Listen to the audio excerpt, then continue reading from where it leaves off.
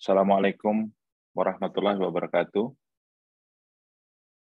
Waalaikumsalam Alhamdulillahirrabbilalamin. Alhamdulillahirrabbilalamin. Wassalatu wassalamu ala israfil anbiya wal mursalin. Wa ala alihi washabihi ajma'in amma ba'du. Bapak Ibu, sahabat semua yang semoga Allah rahmati dan Allah berkahi. Alhamdulillah sore ini kita bertemu kembali di dalam acara yang semoga Allah muliakan, semoga Allah ridhoi, yaitu kajian ilmu syariat Islam. Khususnya sore ini kita akan membahas mengenai hal yang cukup kontemporer, sering menjadi diskusi, merupakan masalah yang bukan masalah lama, tapi memang ini hal-hal yang praktikal yang baru muncul belakangan ini, yaitu tentang reseller, dropship, dan keagenan. Sebagaimana Bapak Ibu ketahui, kajian ini merupakan bagian dari kajian fikih muamalah atau ekonomi syariah yang mulai kita dorong kembali belakangan setelah cukup beberapa bulan ini kita vakum. Hal ini terkait dengan rencana dari kami di Yayasan Komunitas Pengusaha Muslim serta Yayasan Islam Madinah Bayana untuk mendorong selain kajian-kajian akidah serta kajian akhlak, kita juga mendorong perluasan tentang kajian ekonomi Islam.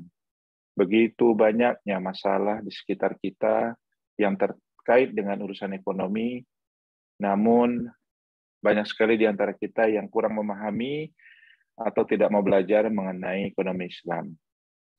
Sehingga adalah kewajiban rasanya sebagai sesama muslim untuk kita bisa saling menasihati serta meluaskan ilmu, termasuk salah satunya mengenai ilmu fikih muamalah atau ekonomi syariah ini. Telah hadir di dalam ruang kajian ini sahabat saya, adik-adik saya, karena memang umurnya jauh lebih muda, namun jelas ilmunya jauh di atas saya karena mereka adalah senior di dalam urusan ekonomi syariah. Ketiganya merupakan para pendakwah ekonomi syariah selain pendakwah syariat Islam lainnya, yaitu Dr. Ruli Malasabesi, Dr. Irwan Maulana, serta Dr. Muhammad Nurul Alim, yang seluruhnya merupakan aktivis dakwah, terutama juga aktivis dakwah ekonomi syariah. Assalamualaikum warahmatullahi wabarakatuh, Bapak-Bapak Asatidz telah bersedia hadir. Waalaikumsalam warahmatullahi wabarakatuh.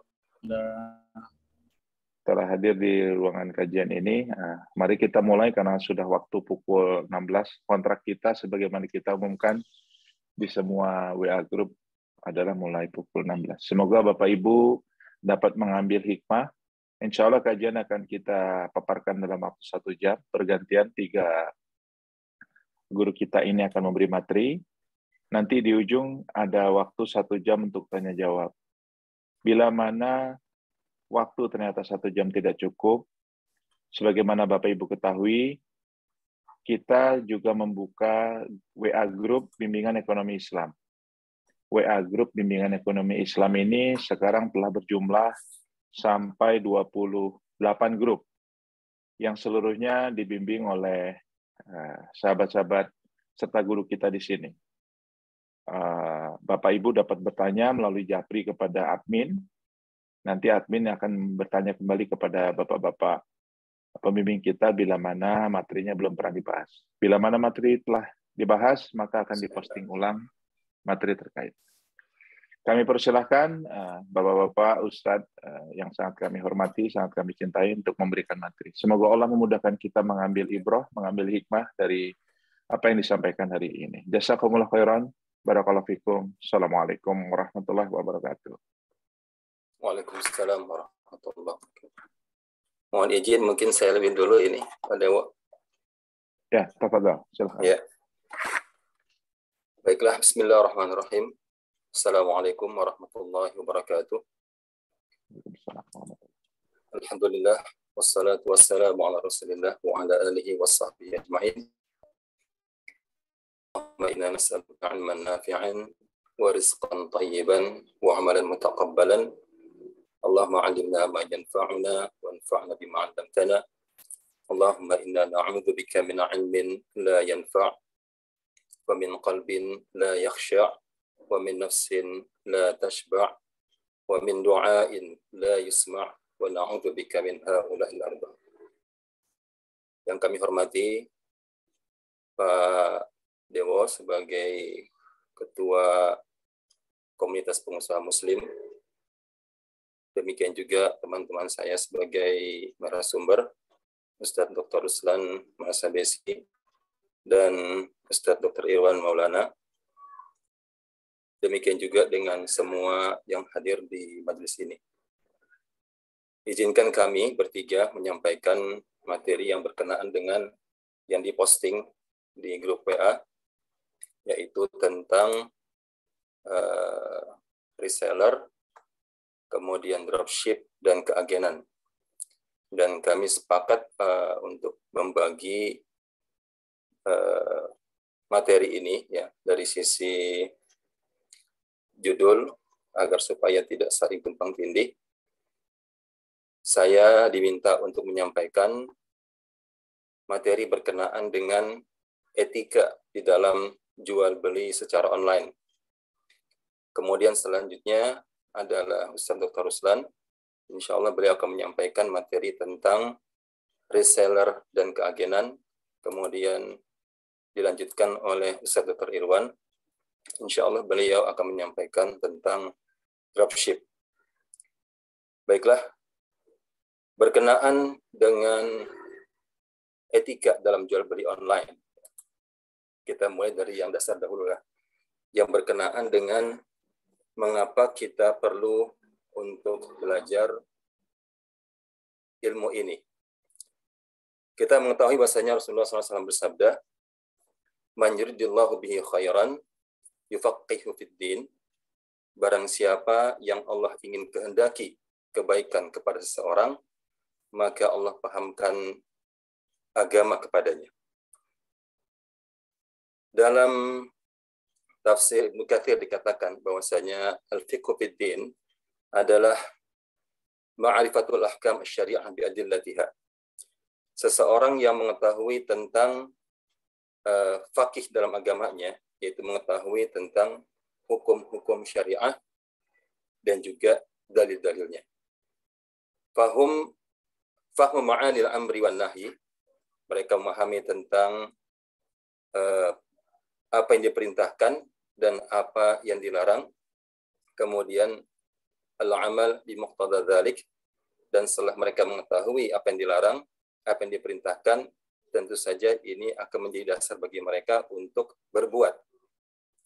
Jadi seorang itu tidak bisa mengatakan bahwasanya saya berbuat ini atas keinginannya sendiri, ataupun tidak berbuat ini untuk atas keinginannya sendiri. Tapi sebagai seorang muslim, tentu saja kita ini berbuat sesuatu berdasarkan apa yang didasarkan oleh perintah Nabi SAW, dan juga meninggalkan sesuatu dari apa yang dilarang oleh Nabi SAW. Sehingga dikatakan di sini, fayarithu bihil faqih al-khasyata minallahi ta'ala wa muraqabatihi fis sirri wal alani. Maka seorang yang paham dengan agama, tentulah dalam dirinya ada khasyah, ada kekhawatiran, ada rasa takut, dan ada senantiasa muraqabah dari Allah Subhanahu wa taala, baik dalam keadaan sirri artinya secara rahasia, dia tidak dilihat oleh orang lain, dia di dalam dia tidak dipandang oleh orang lain, wal alani artinya seseorang itu senantiasa tetap juga dalam keadaan khasyah pada Allah meskipun dia bersama dengan orang lain. Nah, dari hadis ini bisa kita lihat bahwasanya ilmu agama ini adalah ilmu yang utama. Dan sekarang kita mempelajari salah satu cabang ilmu, yaitu ilmu fikih. Ilmu fikih yang berkenaan dengan muamalah atau ekonomi. Dan salah satu bentuk bahwasanya Allah Subhanahu wa taala menginginkan kepada seorang itu kebaikan, termasuk kepada antum semua yang hadir di majelis ini, adalah ketika Allah memberikan kepada antum pemahaman tentang suatu ilmu, dan Setelah itu Allah memberikan taufik kepada kita, taufik untuk belajar ilmu tersebut, dan juga taufik untuk melaksanakan atau mempraktekkan ilmu tersebut dalam kehidupan kita sehari-hari. Dan sebaliknya, orang yang terhalang dari kebaikan adalah orang yang tidak belajar ilmu agama. Adalah orang yang ketika dia, misalnya kalau kita bermuamalah dalam jual beli, orang yang ketika masuk ke dalam pasar, dia tidak memahami fikih yang berkenaan dengan muamalah. Nah, sehingga dia bisa jadi ketika bermuamalah dengan orang lain terjebak dalam hal-hal yang dilarang dalam jual beli misalnya. Di situ ada ribanya, di situ ada gorornya, di situ mungkin ada maisirnya. Kemudian seseorang yang sudah belajar, katakanlah kita ini belajar dan kita sudah berilmu, kemudian tidak ada atau tidak dibarengi dengan amal soleh kita dalam rangka apa? Dalam rangka mempraktekkan ilmu ini dalam keseharian kita, maka itu bukan dari ciri kebaikan. Dan selanjutnya tentu saja ketika Allah berikan kepada kita pemahaman, ini tujuannya adalah untuk mencapai takwa kepada Allah Subhanahu wa taala. Dan sumber dari pemahaman yang benar itu adalah hanya dari Allah Subhanahu wa taala dan dari petunjuk Nabi sallallahu alaihi wasallam. Kemudian yang perlu kita pahami bahwasanya Allah taala membagi-bagi antara akhlak dan juga membagi-bagi dengan rizki. Allah membagi-bagi rizki, Allah juga membagi akhlak. Innallaha qasama bainakum akhlaqakum kama qasama bainakum arzaqakum. Allah bagi-bagi di antara kamu akhlak sebagaimana Allah bagi-bagi di antara kamu juga rizki. Wa innallaha azza wa jal yu'ti dunya man yuhib wa man la yuhib. Allah memberikan dunia kepada siapa yang Allah kehendaki dan juga kepada siapa yang Allah tidak kehendaki. Artinya kepada siapa yang Allah tidak cintai. Namun Allah hanya memberikan agama ini. Wa la yu'ti din illa liman ahab. Allah tidak memberikan agama ini kecuali hanya kepada orang yang Allah cintai saja. Maka faman a'tahu Allahu din faqad ahabba. Barang siapa yang Allah berikan kepada kita agama ini, pemahaman kepada agama ini, maka sungguh Allah Subhanahu wa taala telah mencintainya. Nah, berkenaan dengan muamalah kita ya, dalam jual beli sekarang ini, kalau kita melihat ini adalah jual beli yang sistemnya online, maka di dalamnya ada etika-etika yang harus kita pahami. Yang mana etika ini ketika seorang bermuamalah secara offline, secara bertemu langsung dengan pembeli dan penjual, itu pun tidak beda dengan seseorang yang bermuamalah secara online. Yang pertama, dalam berbisnis ini kita harus meluruskan kembali niat kita. Niat kita, khususnya bagi teman-teman di sini, yang kebanyakan kita adalah pengusaha, bisa jadi begitu ya. Kebanyakan kita adalah pengusaha, tentu saja ketika kita bermuamalah, ketika kita berjual beli, maka kita menginginkan agar supaya kita bisa mendapatkan sesuatu yang halal yang kita dapatkan dalam jual beli kita. Oleh karena itu, ketika kita dalam berjual beli, maka niat ini juga perlu untuk diluruskan. Kita menjaga semua aktivitas kita agar sesuai dengan syariat Allah Subhanahu wa taala. Rasulullah SAW berkata, "Innamal a'malu binniyat wa innama likulli imri'in ma nawa." Sesungguhnya amal itu bergantung pada niat.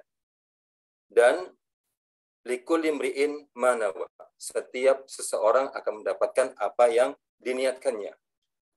Maka barang siapa yang dalam berjual belinya ini, dia ingin agar supaya mendapatkan rezeki yang betul-betul bersih, yang betul-betul halal, sesuai dengan syariat Allah Subhanahu wa taala, maka tentu saja Allah akan membantunya.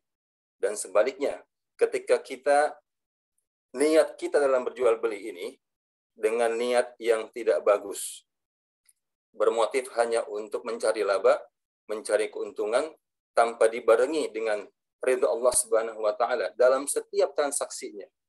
Ya, bukan hanya satu transaksi aja. Dalam setiap transaksinya dia berhati-hati.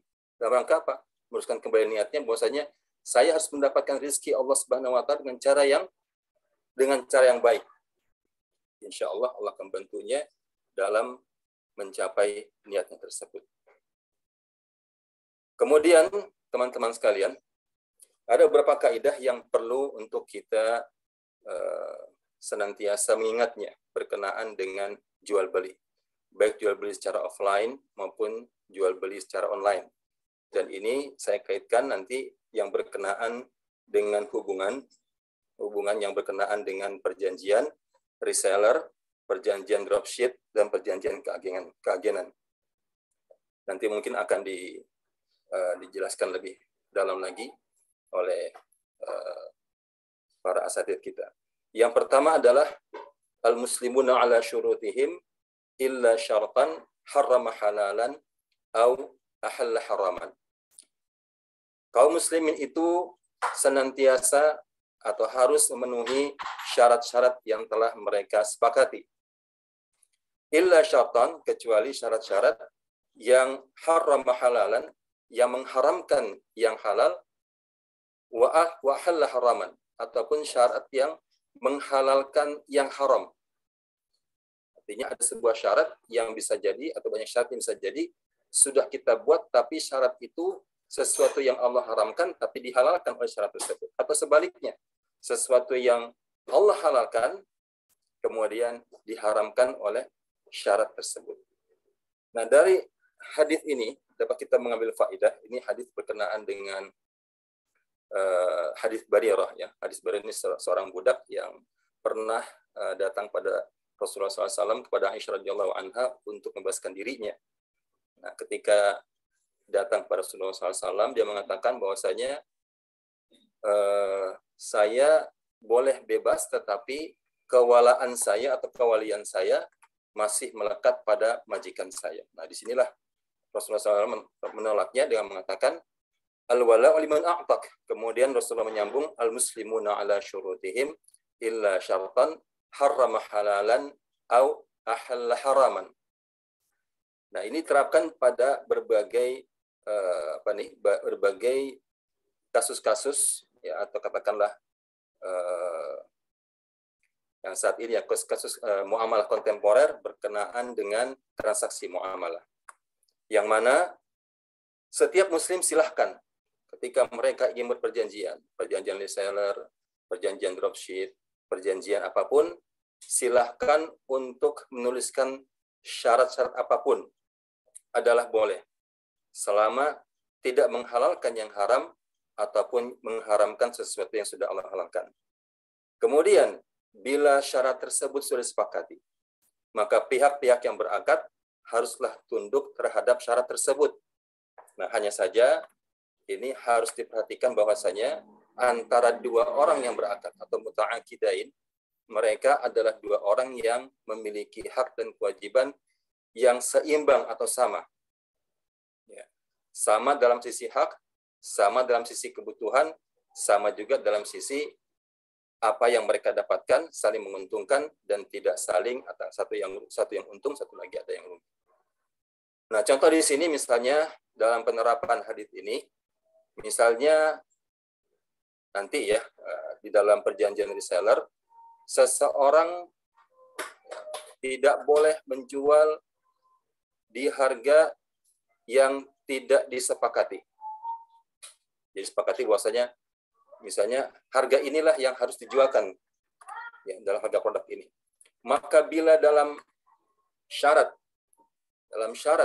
ya reseller ditentukan harganya, kemudian reseller kemudian katakanlah dia melanggar harga tersebut, ya ini banyak faktornya, misalnya dia ingin supaya barangnya lebih laku atau persaingan harga, maka dikatakan bahwasanya seorang reseller ini dia tidak memenuhi hadis Nabi SAW, al-muslimuna ala syurutihim.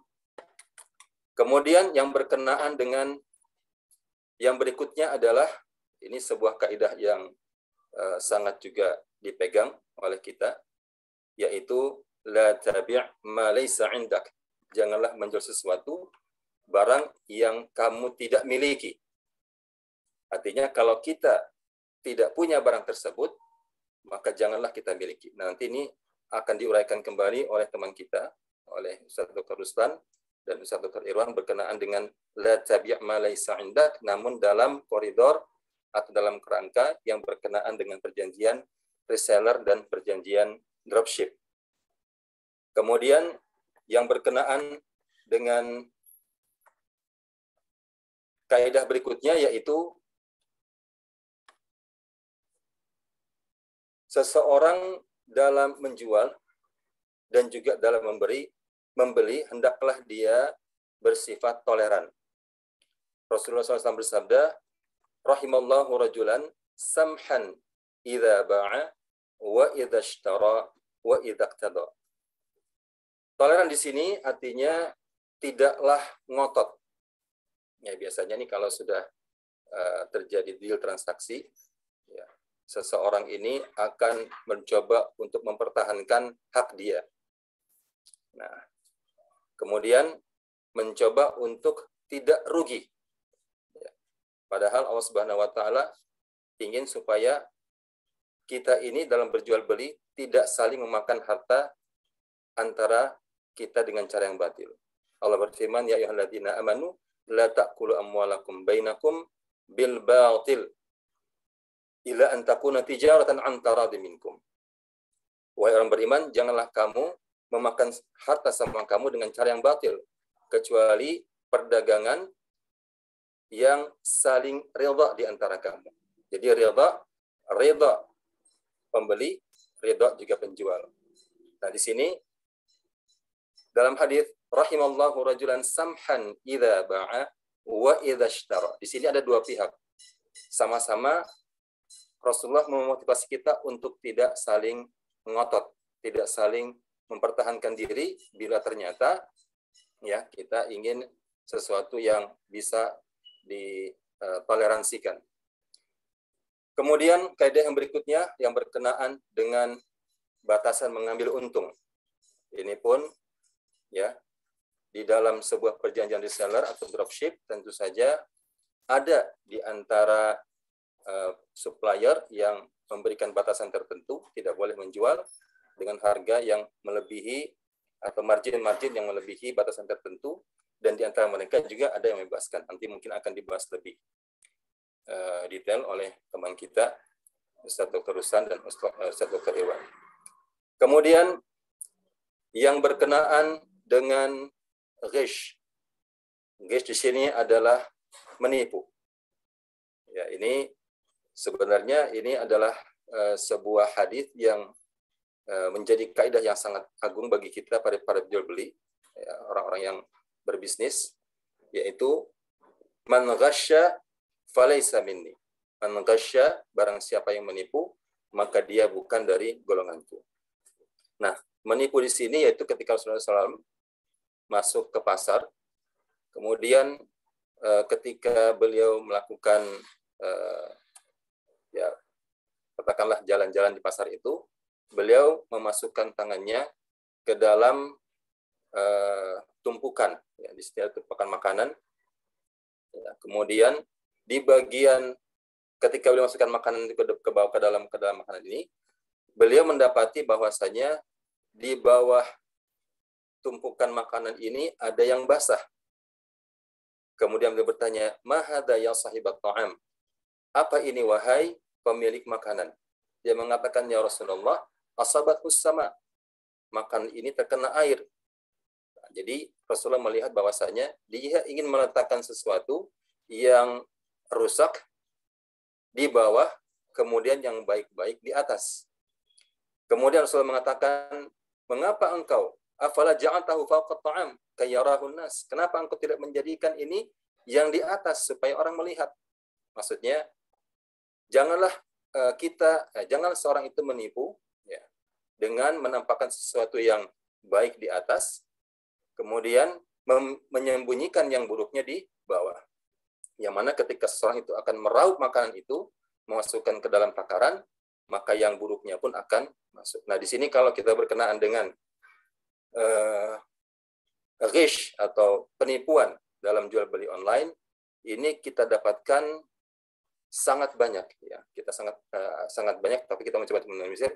Misalnya ada seseorang yang ingin sengaja menjebak korbannya, ya, menjebak orang dengan memasang iklan-iklan misalnya di IG atau di Facebook. Iklannya bagus.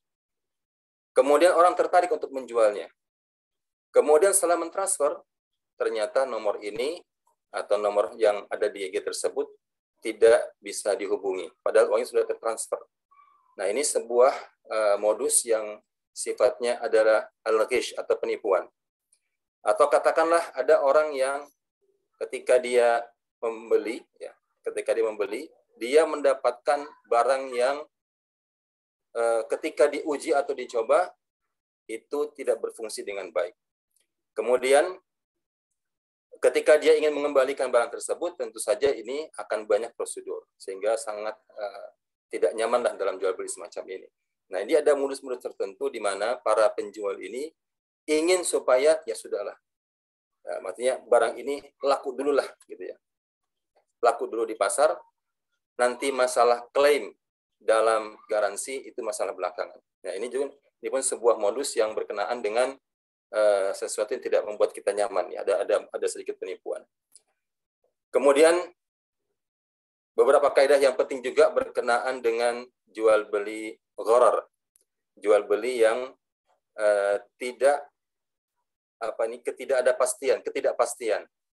ketidakpastian untung dan ketidakpastian siapa yang rugi di antara kedua pihak yang membeli. Nah, ini juga harus dijauhi oleh seseorang yang ingin masuk ke dalam pasar dan mencoba untuk menjadi seorang penjual, dan kita pun sebagai pembeli pun harus berhati-hati dalam jual beli gharar ini. Jangan sampai kita pun masuk dalam perangkap orang-orang yang ingin ingin menipu, ya, ingin menipu dalam jual beli gharar tersebut.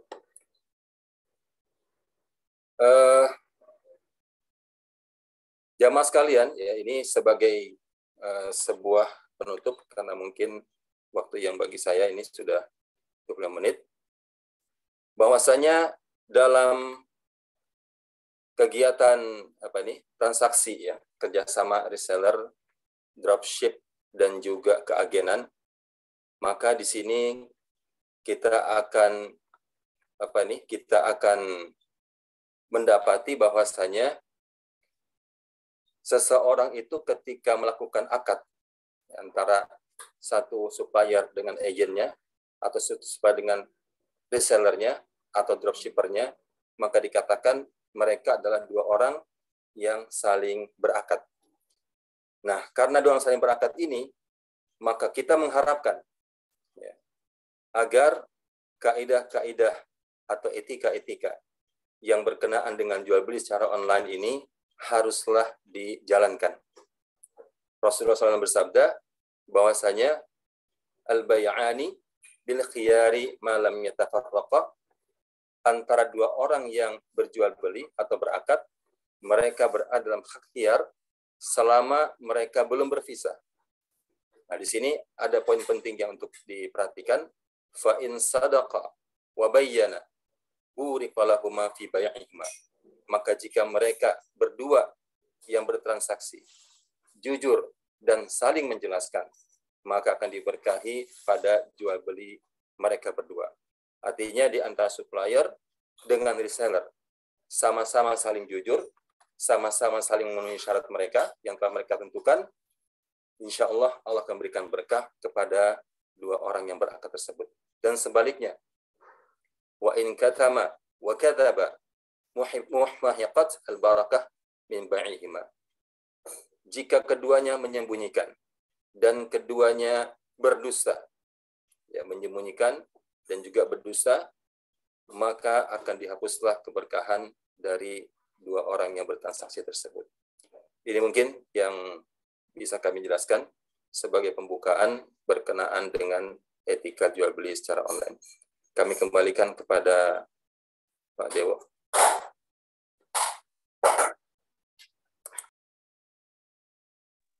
Baik Ustadz, jazakallah khair. Bapak Ibu, tadi yang disampaikan oleh guru kita Ustadz Nurul Alim merupakan pembuka mengenai adab-adab di dalam akad jual beli. Insya Allah kita akan memisahkan atau akan memberi kajian khusus terkait dengan hal tersebut sebagai kelanjutan dari kajian hari ini. Tafadhol kami persilahkan Ustadz Ruli yang berikutnya kalau tidak salah ya. Ustadz Ruli, tafadhol. Baik. Syukran, Pak Ade. Bismillahirrahmanirrahim. Wahayyikum jami'an bitahiyatul Islam. Assalamualaikum warahmatullahi wabarakatuh. Alhamdulillah. Alhamdulillahilladzi la yansa man dzakara. Alhamdulillahilladzi la yudayyi'u man syakara. Alhamdulillahilladzi yajzi bihil ihsani ihsana wa bisabri najata wa ghufrana. Allahumma salli ala Sayyidina Muhammad wa ala alihi wa sahbihi wa man tabi'ahum ila yaumiddin amma ba'du. Alhamdulillah, yang saya hormati Ketua Komunitas Pengusaha Muslim Abangda Dewo Pramono, kepada Dr. Nurul Alim dan Dr. Irwan Maulana. Alhamdulillah kita bisa berkumpul pada hari ini untuk membahas di dalam. Saya akan membagikan konten, akan saya share di sini screen agar Bapak Ibu bisa melihat dan bisa lebih mudah untuk memahami apa yang kemudian kita bahas pada sore hari ini.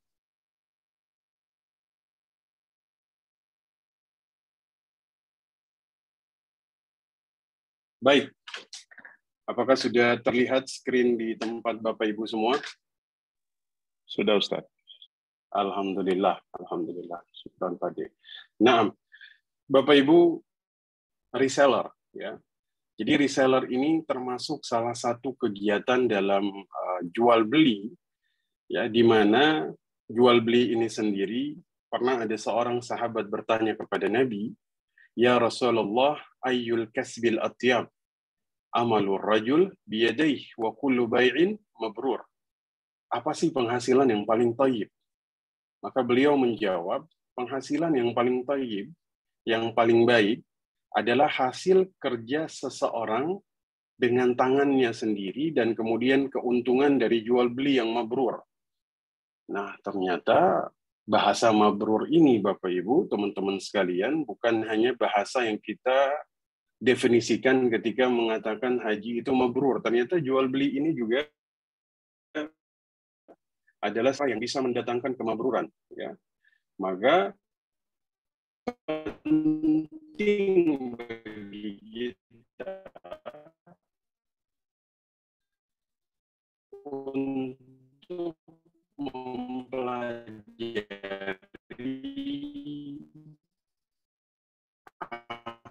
apa yang kemudian ada di dalam konsep reseller ini. Apa Ustaz? Sinyal kurang baik. Jual beli Bapak Ibu itu bisa mencapai derajat jual beli yang tidak ada unka, Bapak Ibu sekalian. Penting sekali kita.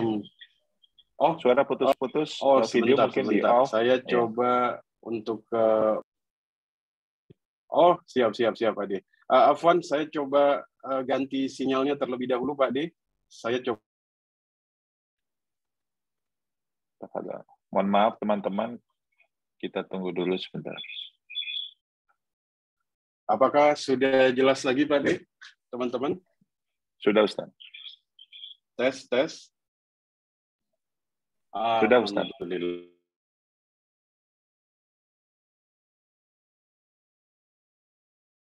Jelas, Pak De? Clear? Jelas. Alhamdulillah. Baik, kita ulang lagi. Mohon maaf Bapak Ibu sekalian, ada sedikit gangguan di sinyal ternyata.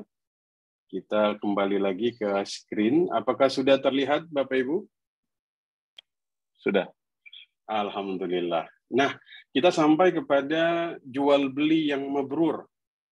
Jadi jual beli yang mabrur adalah jual beli yang tidak ada unsur penipuan dan tidak ada khianat di dalamnya. Ya. Maka kemudian menjadi seorang reseller adalah seseorang yang kemudian menjaga agar tidak ada penipuan, tidak ada khianat, sehingga dia dapat mendapatkan derajat mabrur di dalam jual belinya. Maka di sini ada sebuah hadis yang kemudian ingin saya sampaikan di awal kajian yang berjudul dengan reseller, At-tajirul aminus saduq. Ini dikatakan bahwasanya ma'asyuhada, ya, dia akan kemudian bersama para syuhada, orang-orang siddiq. Ya, at-tajirus al-aminus saduq ma'an nabiyyin wasiddiqin wasyuhada. Maka kemudian semoga kemudian Bapak Ibu yang menjadi reseller, belajar tentang fikih muamalah, bisa diangkat derajatnya bersama orang-orang yang kemudian ditinggikan derajatnya di akhirat. Nah, kita lihat Bapak Ibu sekalian, apa itu reseller? Ya. Jadi jual beli online ini telah menjadi satu keniscayaan, ya, di mana dia berkembang dengan teknologi internet yang sangat pesat sekali, ya, sehingga memudahkan orang untuk bertransaksi. Ya.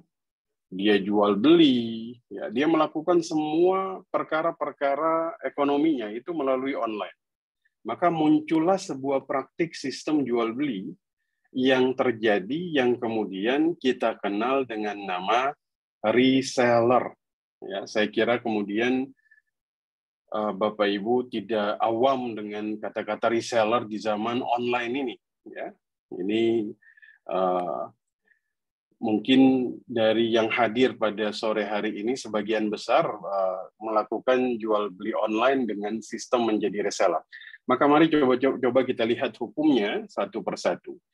Dalam sistem ini, penjual itu menyediakan stok barang lebih dulu sebelum dia bertindak selaku penjual. Nah, ini penting sekali, ya, sebelum dia bertindak selaku penjual, ya, dan kemudian tanggung jawab pengiriman barang itu melekat pada dirinya sendiri. Artinya dia bertanggung jawab atas pengiriman barang. Ya, jadi sistem reseller ini penjual menyediakan stok terlebih dahulu sebelum dia bertindak selaku penjual. Ya, karena yang tadi disampaikan oleh Ustadz Nurul Alim, Nabi Shallallahu Alaihi Wasallam itu melarang adanya jual beli sebelum dia memiliki barang. Nah, maka kemudian reseller adalah sebuah metode jual beli dengan kemudian membeli barang dari grosir atau supplier, dia stok, kemudian dia jual lagi kepada konsumen. Di sini saya memberikan contoh, misalnya X adalah seorang reseller. Dia membeli barang kepada Z sebagai grosir. Nah, produk yang sudah dia beli, dia simpan di tempatnya sendiri. Pada saat ada pembelian dari konsumen, maka proses selanjutnya diselesaikan oleh X. Nah, stok yang tersedia bisa dia jual dengan leluasa. Ya, COD, cash on delivery. Ya, dia buka counter sendiri, dia buka toko sendiri, atau dia jual door to door langsung di pasar, silahkan. Ya, karena barang sudah kemudian dia miliki, dia stok sendiri. Jadi memang dalam jual beli reseller ini banyak kelebihan, Bapak Ibu, ya. Dia tidak butuh modal yang banyak, ya, tidak butuh peralatan. Dia tidak harus menyiapkan tempat, bayar karyawan, kemudian melakukan produksi, ya. Apalagi barang yang dia jual atau brand yang dia jual dari seorang supplier ini sudah dikenal, sudah dipercaya, sehingga lebih mudah bagi dia melakukan pemasaran. Ya. Dia bisa mengatur kebutuhan stok produk, ya. Ini konsumen kira-kira suka kepada yang mana, ya, sehingga barang yang kemudian dia stok ini tidak mengendap lama. Akan tetapi, Bapak Ibu, ya, untuk hukum seputar jual beli reseller, maka ulama sepakat membolehkan disebabkan karena barang sudah menjadi milik dari supplier. Jadi sistem jual beli reseller masuk kategori al-bai'u mausufin fi zimmah, yaitu jual beli barang yang sudah menjadi milik dari pedagang, akad yang berlaku adalah akad salam. Ya, jual sistem akad pesan. Akad salam itu, Bapak Ibu, uang dikirim lebih dulu, baru barang dikirimkan. Nah, jadi ulama sepakat akadnya bai'u mausufin fi zimmah. Nah, jadi ketika Bapak Ibu menjadi reseller, diharapkan sudah memiliki barang ketika melakukan transaksi jual beli dengan pelanggan agar tidak termasuk larangan jual beli barang yang tidak dimiliki. Nah, di sini saya mengutip sebuah hadis dari Rasulullah Sallallahu Alaihi Wasallam, Hakim bin Hizam. Ya, Bapak Ibu tahu Hakim bin Hizam ini adalah ponakan dari Khadijah. Khadijah ini istri dari Rasul. Jadi beliau bertanya, ya Rasulullah, ya'tini rajul fayas'aluni al-bay'a laysa indi, abi'uhu minhu, thumma abta'uhu lahu, min suqi, qala la tabi' ma laysa laka indak. Ya Rasulullah, ada seseorang mendatangiku, lalu dia meminta agar aku menjual kepadanya barang yang belum aku miliki. Dengan lebih dulu aku membelinya untuk mereka dari pasar. Ya, maksudnya boleh saya beli lebih dulu? Rasulullah jawab, jangan engkau jual sesuatu yang tidak ada padamu. Nah, berarti penting di sini Bapak Ibu, untuk menjadi reseller diharapkan sudah memiliki barang. Ya, ketika melakukan jual beli dengan pelanggan. Agar kita tuh tidak termasuk apa yang kemudian dilarang di dalam hadis ini. Ya, jangan menjual sesuatu yang belum engkau miliki. Nah, ini penting. Kenapa? Karena kemudian jika kita belum memiliki sudah kita jual, maka kita belum tahu aibnya seperti apa. Kita belum tahu kekurangannya seperti apa. Kita belum tahu segala hal ihwal yang berkaitan dengan barang ini seperti apa. Ya. Maka ini harus diperhatikan betul. Jika reseller memiliki barang, boleh kemudian dia jual. Kalau belum, jangan. Ya.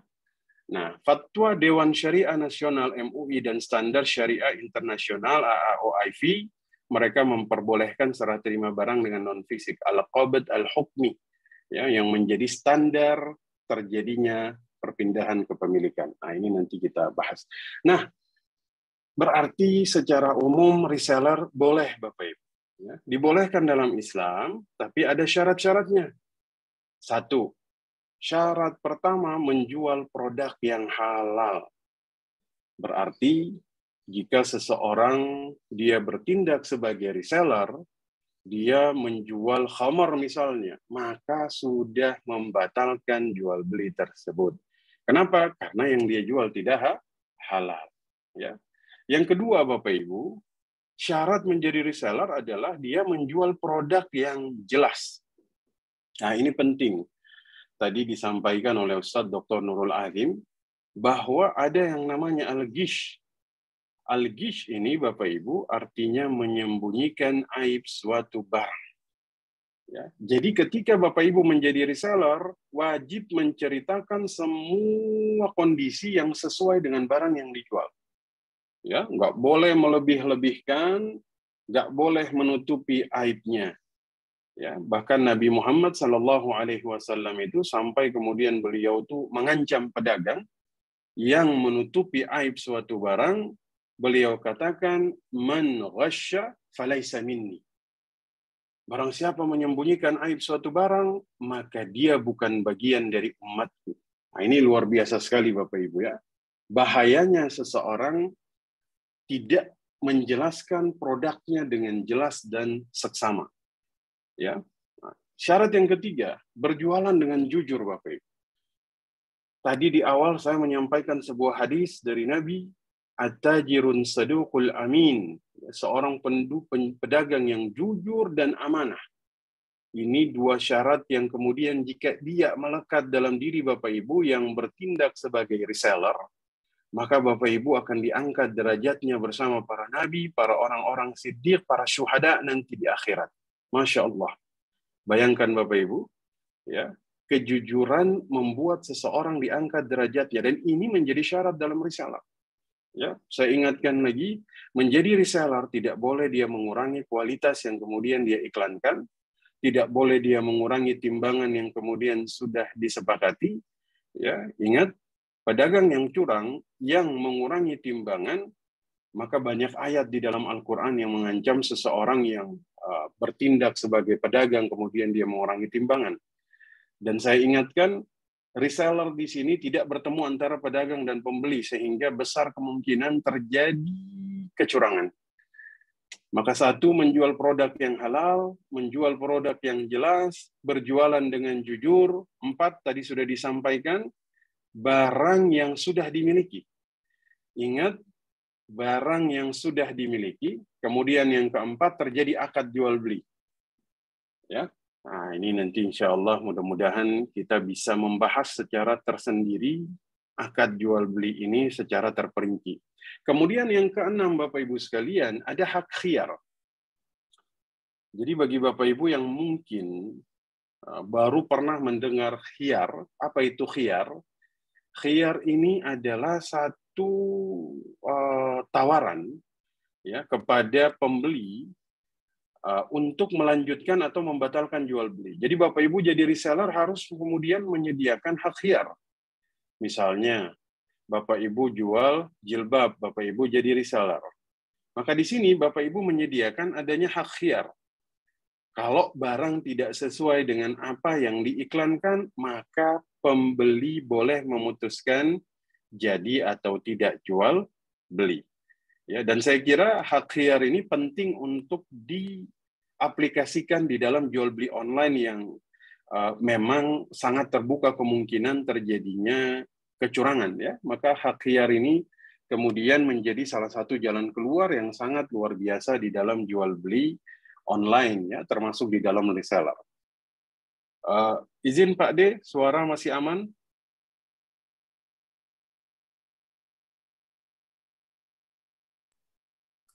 Aman Ustaz.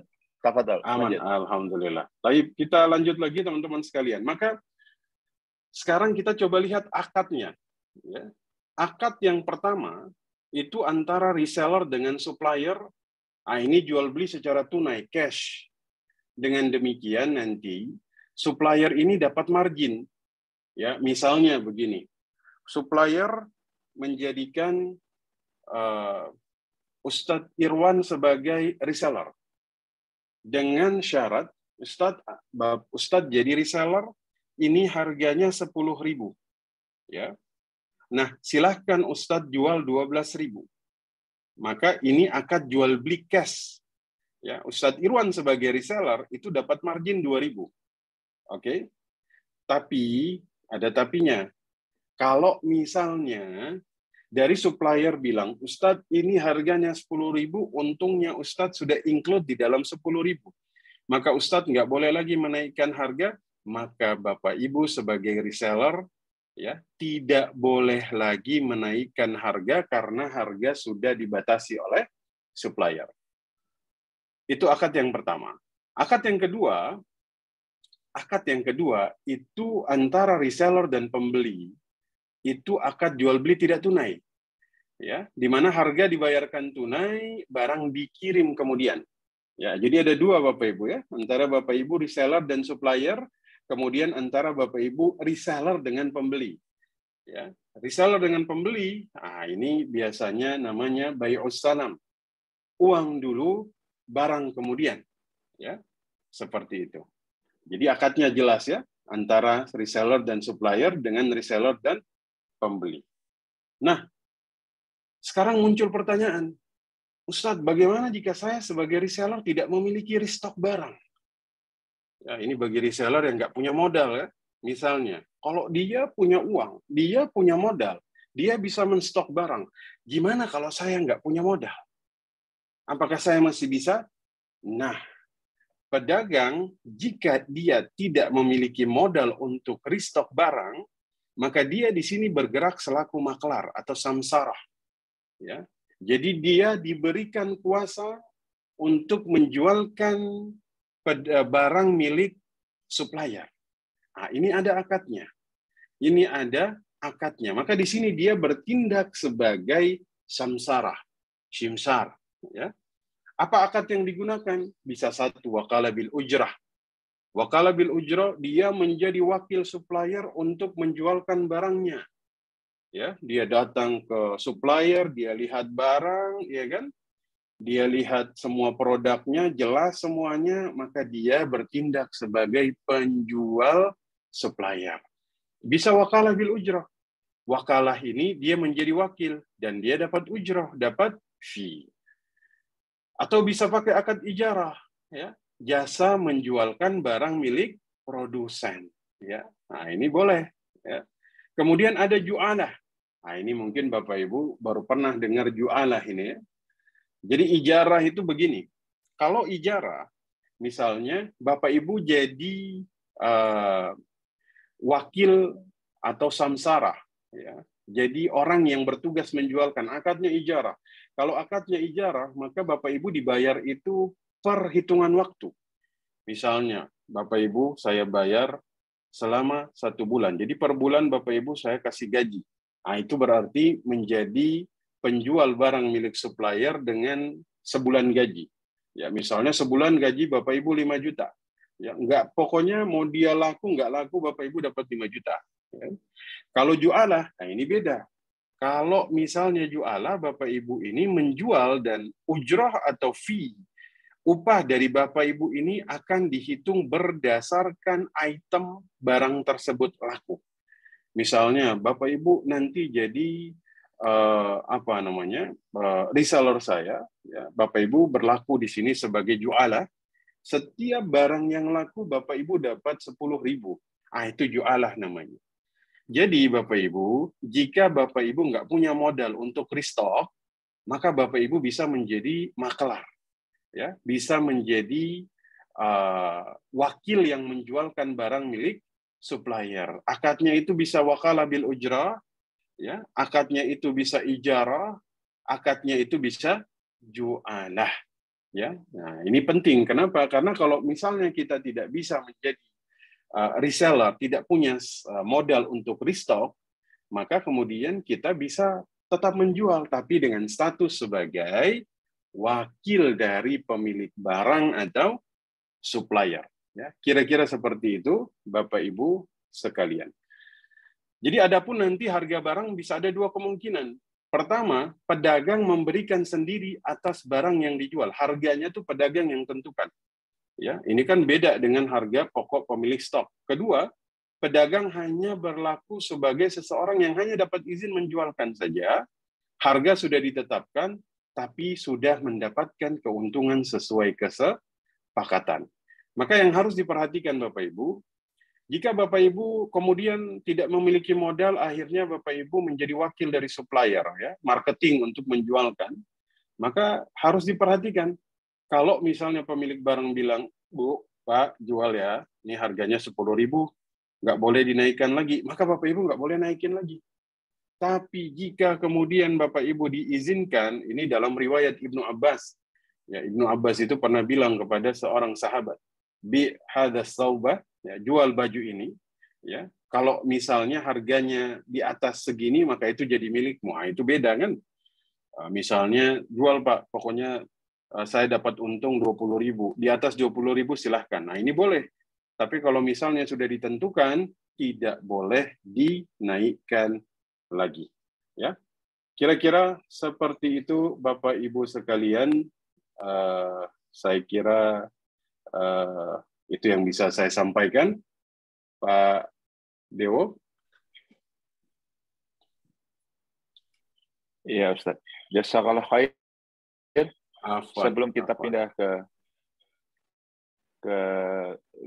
guru kita yang satu, Ustadz Irwan Maulana, Bapak Ibu dapat mengajukan pertanyaan melalui chat. Insya Allah nanti saya akan bacakan satu persatu. Pertanyaan yang lain yang tidak bisa dijawab dalam forum majelis ini, insya Allah akan kita jawab melalui WA atau WA Group. Bapak Ibu, saya sangat anjurkan untuk mengikuti WA Group Bimbingan Ekonomi Islam melalui nomor admin 0811 10 6811. Ada di chat. Saya ulangi 0811 10 6811. Kapanpun Bapak Ibu bisa mengajukan pertanyaan, insya Allah pelan-pelan kami termasuk Dewan Pembina, para asatidz di sini akan menjawabnya satu persatu. Tafadhol, kami persilahkan Ustadz Dr. Irwan Maulana untuk memberi materi mengenai dropship. Baik, jazakumullah khairan katsira, Abang Da, Pak Dewo, semoga antum dan keluarga selalu diberikan kesehatan oleh Allah Subhanahu wa taala. Amin. Dan juga kepada para asatidz, Dr. Muhammad Nurul Alim dan juga Dr. Ruslan Hussein, Marasabesi, serta seluruh jamaah sekalian yang dirahmati Allah. Hayyikum tahiyatul Islam. Assalamualaikum warahmatullahi wabarakatuh. Assalamualaikum warahmatullahi wabarakatuh. Alhamdulillahilladzi tamma bi ni'matihi tatimmus shalihat. Wassalatu wassalamu ala nabiyyina Muhammadin sallallahu alaihi wasallam wa ala alihi wa ashabihi wa mawala. Subhanaka la ilma lana illa ma 'allamtana innaka antal alimul hakim. Wa asa ayyakuna hadzal liqa'an thayyiban mubarakan fihi wa maktubatan fi safahati hasanatina yauma la yanfa'u malun wala banun illa man atallah biqalbin salim. Bapak dan Ibu sekalian, saya izin untuk share screen terkait materi tentang dropship.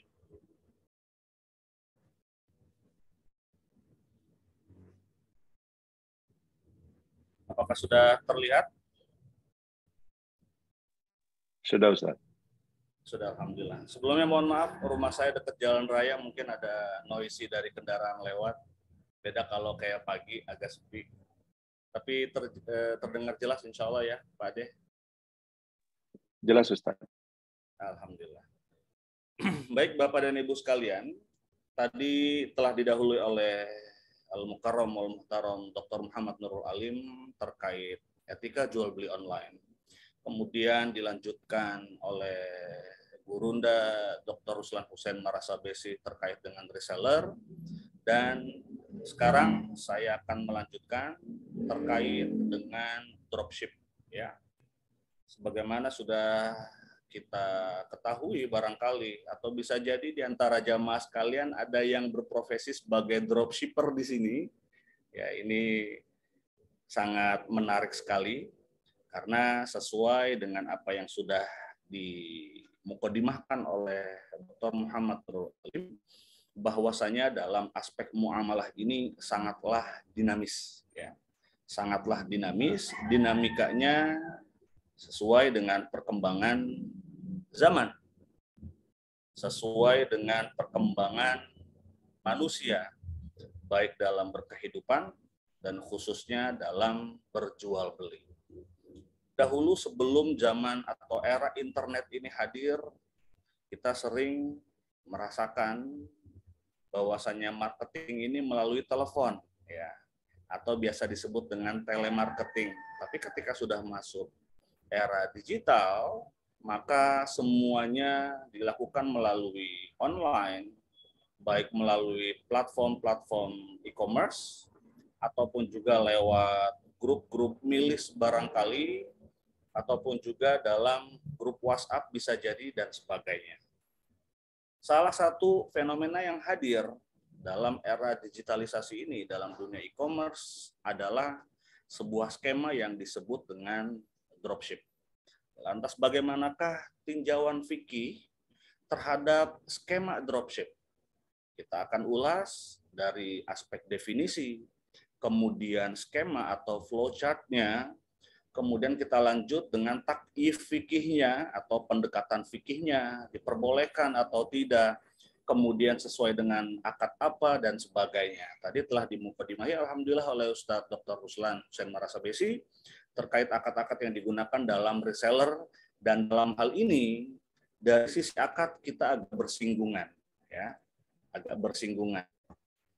Yang pertama adalah terkait dengan dropship, di mana dropship adalah sebuah skema bisnis dalam e-commerce di mana seseorang bisa berjualan tanpa perlu memiliki stok barang terlebih dahulu. Tadi kalau reseller kan stok barang terlebih dahulu, tapi kalau dropship ini tanpa perlu memiliki stok barang terlebih dahulu. Seluruh produk yang dijual adalah milik supplier. Bukan hanya produknya saja, tetapi yang melakukan packing barang, bahkan sampai pengiriman melalui media-media pengirim seperti ekspedisi dan sebagainya, ini adalah si pemilik produk yang melakukan. Baik si dropshipper, ya, pelakunya adalah dropshipper, melakukan dengan skema resi otomatis ataupun non otomatis, ya, nanti kita lanjutkan ke dalam diskusi ya terkait otomatis dan tidak otomatis tersebut. Berikut adalah skemanya. Posisi dropship atau si penjual atau dropshipper ini ada di tengah-tengah. Dialah yang nge-bridging atau mengintermediasi antara si customer dengan si supplier. Si dropshipper membangun lapak secara online dalam platform-platform e-commerce, baik dalam platform Haji Sofi, kemudian Tokopedia, ataupun platform Lazadul, ya, karena nama-nama tersebut nggak mengendorse kita ya, jadi namanya agak sedikit diplesetkan. Membuat lapak online di sana, kemudian barulah mencari kategori barang. Setelah mencari kategori barang, barulah dilihat apakah yang mau kita jadikan supplier ini apakah real supplier atau jangan-jangan dropshipper juga. Ya, itu ada mekanismenya banyak sekali di situ. Pertama, biasanya dengan adanya e-commerce ini sangat memudahkan orang untuk berjual beli. Misalkan seseorang tinggal di Banjarnegara, Jawa Tengah. Kemudian dia membuka lapak online pada salah satu platform e-commerce tadi. Kemudian dia langsung mendeklar bahwasanya lokasi tokonya ada di Jakarta Barat misalkan. Ada di Jakarta Barat, padahal orangnya ada di Banjarnegara. Barulah dia mencari supplier-supplier yang akan dia bantu output penjualannya, yang notabene ya banyaknya adalah bahwasanya supplier tersebut adalah supplier yang domisilinya di Jakarta Barat juga. Kemudian dalam skema pengirimannya ya, dalam skema pengirimannya juga ditentukan, itu memberi tanda centang di beberapa marketplace tersebut, apakah menggunakan JNT, JNE, dan sebagainya, atau menggunakan Gojek. Kalau menggunakan Gojek, berarti yang namanya stok opnam ini dari pihak supplier sangat bagus ya. Walaupun barang-barangnya fast moving, tetapi stok opnamnya bagus.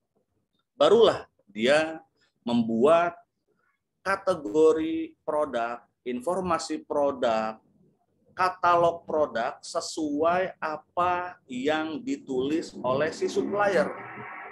Nah, tiba-tiba ada seorang customer, ya mungkin kita pernah ngecek, ketika kita mencari di salah satu marketplace, ingin membeli selang air ya untuk nyemprot taman misalkan. Kita klik selang air. Ketika dilihat, karena posisi kita di Jakarta Barat, maka kita lebih baik mencari Jakarta Barat, lebih dekat. Dan ternyata ada gambar yang mirip, tapi ada dua lapak, lokasinya sama di Jakarta Barat, tapi harganya berbeda. Yang satu katakanlah per meternya 100.000. Sedangkan yang satu lagi, per meter selangnya adalah 120.000. Nah, ini salah satu indikasi bahwasanya yang harga 100.000 itu adalah harga dari supplier. Sedangkan yang 120.000 itu adalah harga dari dropshipper. Kemudian yang melakukan pengiriman, nah pada garis putus-putus nomor 3 ini, dari supplier langsung ngirim kepada customer. Karena yang melakukan packing barang sampai pengiriman adalah si pihak supplier. Lantas ketika tadi per meternya 100.000, dia menjual 120.000, maka margin keuntungannya milik dropshipper adalah sebesar 20.000. Dari skema tadi dapat kita simpulkan, yang pertama, dalam skema dropship, bahwasanya barang sepenuhnya adalah milik supplier. Dan yang kedua, dropshipper memberikan deskripsi barang kepada calon customer sesuai seperti katalog produk yang dimiliki oleh supplier. Kemudian yang ketiga, dropshipper melakukan penjualan secara retail dengan margin keuntungan. Seperti contoh tadi selang air, semeternya 100.000 menjadi 120.000. Maka 20.000 inilah margin milik si dropshipper. Kemudian yang ketiga, ketika dia pasarkan di salah satu marketplace, tiba-tiba ada customer yang membeli, ya, maka dropshipper meneruskan pesanan tersebut kepada supplier. Alamatnya di mana, namanya siapa, kemudian nomor resinya adalah nomor berapa, itu diteruskan. Sehingga supplier lah yang melakukan packing barang berikut dengan pengiriman. Maka yang terakhir tadi, barang dikirimkan kepada pembeli langsung dari supplier. Seperti itu kesimpulannya. Lantas, sekarang fenomena dropship dalam skemanya kita melakukan approach ataupun pendekatan fikih atau takyif fikih di dalam ilmu fikih, ya. Tadi sudah dibahas beberapa oleh Gurunda Dr. Ruslan Hussein Marasabesi. Yang pertama adalah akad samsaroh. Akad samsaroh, yaitu maklar, broker. Samsaroh dalam beberapa literasi fikih juga bisa disebut dengan simsaroh, ya. Jadi samsaroh dengan simsaroh sama. Seperti apa menggunakan akad samsaroh tadi? Nanti kita akan bahas satu persatu. Yang kedua adalah menggunakan akad salam, ya. Akad salam adalah akad dengan pesanan. Cuman karena ini ada 3 pihak, maka disebutnya dengan akad salam al-muwazi, yaitu salam paralel, karena 3. Sedangkan yang nomor 3 adalah akad wakalah bil ujroh. Sebenarnya ada satu lagi, yaitu dengan akad murabahah sebenarnya. Ini khususnya dalam murabahah di kategori murabahah lil amir bisyira, yaitu pemesanan untuk pembelian. Cuman saya rasa dalam mekanisme skema dropship, kalau dalam murabahah kan harga pembelian awal ini diketahui bersama-sama. Tapi kalau dalam skema dropship, saya nggak pernah menemukan dropshipper menjual bahwa harga perolehan modal dia, HPP-nya adalah sekian. Kemudian dia menjual dengan margin sekian. Nggak seperti itu, ya. Walaupun bisa, ya mungkin suatu saat nanti ketika ada pola yang seperti itu, nah ini lebih syar'i nih. Harga pokoknya diketahui dan marginnya diketahui bersama-sama. Barulah bisa berlaku akad murabahah dengan skema lil amir bisyira, yaitu pesanan untuk pembelian. Yang pertama, dalam akad samsaroh. Samsaroh atau dibaca juga simsaroh, wahya tawasud, intermediasi, bainal bai' wal mushtari, antara si supplier dengan customer. Wasimsar huwa, si broker ini, maklar ini disebut dengan simsar. Alladzi yadkhulu bainal bai' wal mushtari mutawassitan liimda'il bai'. Dialah yang melakukan closing, penjualan, sehingga dia mengintermediasi antara si supplier dengan si customer. Dia yang melakukan closing, penjualan. Wahwal musammad dalal, ya, disebut juga dengan dalal. Limadza? Kenapa? Li'annahu yadullul mushtari ala sila wa yadullul bai' ala al-athman. Disebut juga dengan dalal karena ia mengantarkan pembeli kepada barang yang ia cari dan mengantarkan penjual kepada penjualan. Karena di sini pihak penjual atau supplier juga ujung tombaknya adalah penjualan, marketing, ya. Usaha adalah marketing. Dengan adanya skema dropship, dengan adanya skema reseller tadi, berarti membantu si supplier ini dalam pemasaran produknya. Akad samsaroh ini dibolehkan dalam syariat, di mana dalam Sahih Bukhari, yaitu ada satu bab namanya babu samsaroh. Di sini dijelaskan, ya, walam yara Ibnu Sirin wa Atha wa Ibrahim wal Hasan bi ajri simsar ba'san. Wa qala Ibnu Abbas, ini seperti hadis yang disampaikan oleh Ustaz Ruslan tadi, dan juga seperti hadis yang disampaikan oleh Dr. Muhammad Nur Alif juga, la ba'sa ayyaqula bi hadza thawb famazada ala kadza wa kadza fahuwa. Silakan Anda menjual baju ini dengan kelebihan, katakanlah 10.000, 20.000, kaza wa kaza, silakan, maka kelebihan tersebut silakan engkau ambil. Wa qala Ibnu Sirin, idza qala bi'hu bi kaza famakana min ribhin fahuwa laka. Sedangkan Ibnu Sirin mengatakan, jika seorang berkata, jualkanlah barang ini dengan harga sekian, keuntungannya sekian menjadi milikmu, atau antara engkau dan aku adalah bagiannya hanya sekian ribu rupiah, maka tidak mengapa.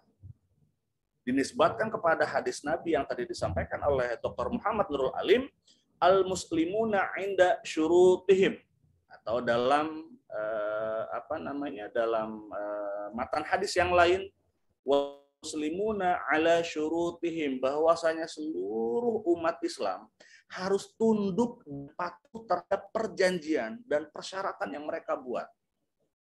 Karena logika akad ini sama seperti logika undang-undang ya. Kalau dalam ilmu hukum disebut dengan fakta serpanda. Akad berdiri layaknya seperti undang-undang, namun hanya mengikat para pihak yang termaktub di dalam perjanjian tersebut. Maka wajib hukumnya untuk menjalankan ketentuan akad dan juga syarat-syarat. Karena ini akan melahirkan hak dan kewajiban sebagaimana termaktub di dalam Al-Maidah ayat 1, ya ayyuhalladzina amanu aufu bil uqud. Ini akad samsaroh. Lantas, skema dropship dengan menggunakan akad samsaroh ini bisa dan dibolehkan asal memenuhi dua kriteria sebagai berikut. Yang pertama adalah dropshipper atau dia juga sebagai retailer ya sebenarnya berlaku sebagai simsar, berlaku sebagai makelar, berlaku sebagai broker yang ia menjadi penengah atau intermediasi antara si penjual dan si pembeli, antara supplier dengan customer. Kemudian yang kedua, harga jual harus sesuai kesepakatan antara supplier dan si simsar tadi, si makelar. Maka dari itu, ketika sepakatnya harga output jualan jilbab tadi seperti Ustaz Ruslan sampaikan, misalkan 50.000, hak kamu di dalamnya 10.000, udah selesai. Maka kita nggak boleh menambahkan. Sehingga nggak boleh untuk mengubah harga di luar kesepakatan. Kecuali kalau berdasarkan hadis tadi yang disuruh jual baju, kalau ada kelebihan, maka kelebihan milik Anda. Maka jika transaksi dropship memenuhi ini, masuk kepada akad yang kedua, yaitu akad salam. Ya. Tapi karena ini paralel, ada tiga pihak, ada supplier, ada dropshipper, dan juga ada customer, maka disebut dengan al-muwazi, paralel. Salam, akad salam. Atau dalam literasi fikih yang lain disebut dengan salaf. Maka salam huwa bai'u syai'in mausufin fi dhimmati bisamanin mu'ajjalin. Sama pembahasannya seperti yang Ustaz Ruslan sampaikan. Ada kata-kata mausufun fi dhimmah. Mausufun fi dhimmah ini adalah tersifati dengan tanggungan. Apa tanggungannya? Kita melihat bahwasannya akad salam ini adalah akad yang masyru', ya. Karena akad salam adalah jual beli suatu barang dengan pesanan yang disebutkan detailing sifat-sifatnya. Baik kualitasnya, kuantitasnya, kemudian juga waktu penyerahannya juga dijelaskan di situ. Sedangkan pembayarannya dilakukan di awal waktu, sedangkan barangnya di akhir waktu. Sepintas kita melihat ini ada aspek goror, Bapak-bapak dan Ibu-ibu sekalian. Ada ketidakjelasan. Kenapa ketidakjelasnya? Bayarnya duluan, barangnya belakangan. Tetapi karena di situ terdapat kemaslahatan, ya, terdapat kemaslahatan, baik bagi si penjual, baik bagi si pembeli, maka diperbolehkan dengan beberapa catatan yang nanti akan kita sampaikan.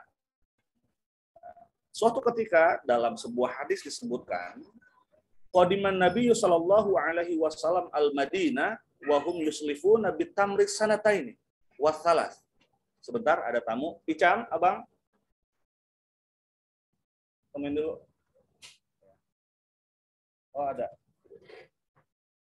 Baik, qadiman Nabi sallallahu alaihi wasallam al-Madinah. Suatu ketika Nabi sallallahu alaihi wasallam tiba di Madinah al-Munawwarah, saat itu penduduk Madinah memiliki uruf kebiasaan, yaitu melakukan jual beli kurma dengan sistem salam. Ada yang durasi waktunya 2 tahun, bahkan sampai 3 tahun. Ya, kalau di kita mungkin bisa jadi untuk beras kali ya. Beras dari masa nandur sampai panen mungkin kisaran 3 sampai 4 bulan seperti itu. Maka 3 atau 4 bulan itu menjadi durasi salam atau akad dengan pemesanan.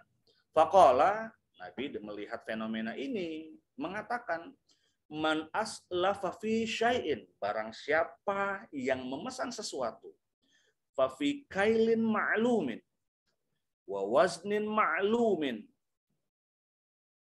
ila ajalin ma'lumin. Karena melihat fenomena kebiasaan orang Madinah, Rasul tidak melarang, tapi beliau menegaskan, maka hendaknya ia memesan dalam takaran yang jelas, timbangan yang jelas, dan tempo yang jelas. Secara ala kulihal, secara akumulasi adalah kualitas dan kuantitas. Kalau kita konversikan dengan beras tadi, berasnya jenis apa? Apakah berasnya jenis Ramos, atau berasnya jenis Rojo Lele misalkan, atau beras IR, atau beras Raskin yang biasa dipakai pemerintah untuk bantuan sosial gitu ya, yang jumlah berasnya sama kutunya Masya Allah sama banyaknya. Ala kuliyal hadis ini diriwayatkan oleh muttafaqun alaihi atau diriwayatkan oleh Imam Bukhari dan Imam Muslim. Ini dengan akad salam al-muwazi. Menggunakan akad salam muwazi diperbolehkan ketika memenuhi beberapa kriteria berikut. Yang pertama disebutkan jelas berdasarkan hadis tadi, hadis kebiasaan masyarakat Madinah. Yang pertama dijelaskan atau disebutkan sifat-sifat kualitas dan kuantitas objek barangnya, ya, atau objek komoditasnya secara terperinci. Karena kalau kita melihat dalam dimensi komoditas, ini kan banyak rupa dan banyak jenis. Ketika objeknya adalah ikan misalkan, dijual ikan mas secara online. Ikan masnya warna apa? Beratnya berapa? Panjangnya berapa? Kemudian jenisnya apa? Apakah ikan komet atau masuk ke kategori ikan koi? Kemudian buntutnya buntut yang model normal atau buntutnya seperti ikan komet atau bentuknya selayar yang kayak putri duyung kalau lagi berenang. Ini harus dijelaskan sejelas-jelasnya.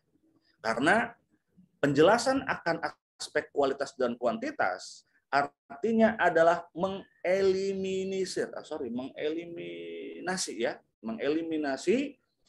ketidakjelasan atau membuang hal-hal yang goror, itu dibuang dengan pendekatan penjelasan akan kuantitas dan kualitas.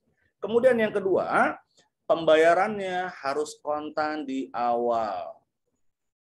Ketika objek penjualannya total seharga 10 juta, maka nggak bisa dibayar secara tempo, nggak bisa dengan metode by taksit atau dengan cicilan, enggak. Tapi harus full payment di awal waktu. Sedangkan kriteria yang ketiga, harus disebutkan tempo batas akhir penyerahan barang. Sebagaimana kita kembali kepada matan hadis tadi, yakni wahum yuslifuna fit tamr sanatain awis salas. Ketika yang dipesan adalah kurma dengan durasi 2 tahun atau 3 tahun, ini adalah kembali kepada kejelasan waktu penyerahan. Karena kalau nggak ada waktu penyerahan, ya jelas ini akan masuk ke gorong. Itu akad yang kedua. Adapun akad yang ketiga, yaitu dengan akad wakalah bil ujroh. Sebenarnya akad wakalah bil ujroh ini lebih masuk pada teller, seperti Dr. Muhammad Roslan Hussein Marasabesi menyampaikan ini masuk kepada reseller dan juga masuk kepada agent, ya, agency. Seperti kalau dalam konsep usaha ada yang disebut dengan GSA, yaitu General Sales Agent. Ketika misalkan Total Oil, ya, oli merek Total dimiliki oleh Prancis. Kemudian dari Indonesia ada yang mengajukan sebagai General Sales Agent, maka dia mengajukan kepada prinsipal Total Oil tersebut, di mana dalam distribusi dan juga marketing penjualan Total Oil-nya mereka yang menguasai, ya, dalam penguasaan. Sehingga akad wakalah disebutkan bahwasanya tafwidu syakhsin ghairahu liyaquma maqamahu fima tadkhuluhun niyabah.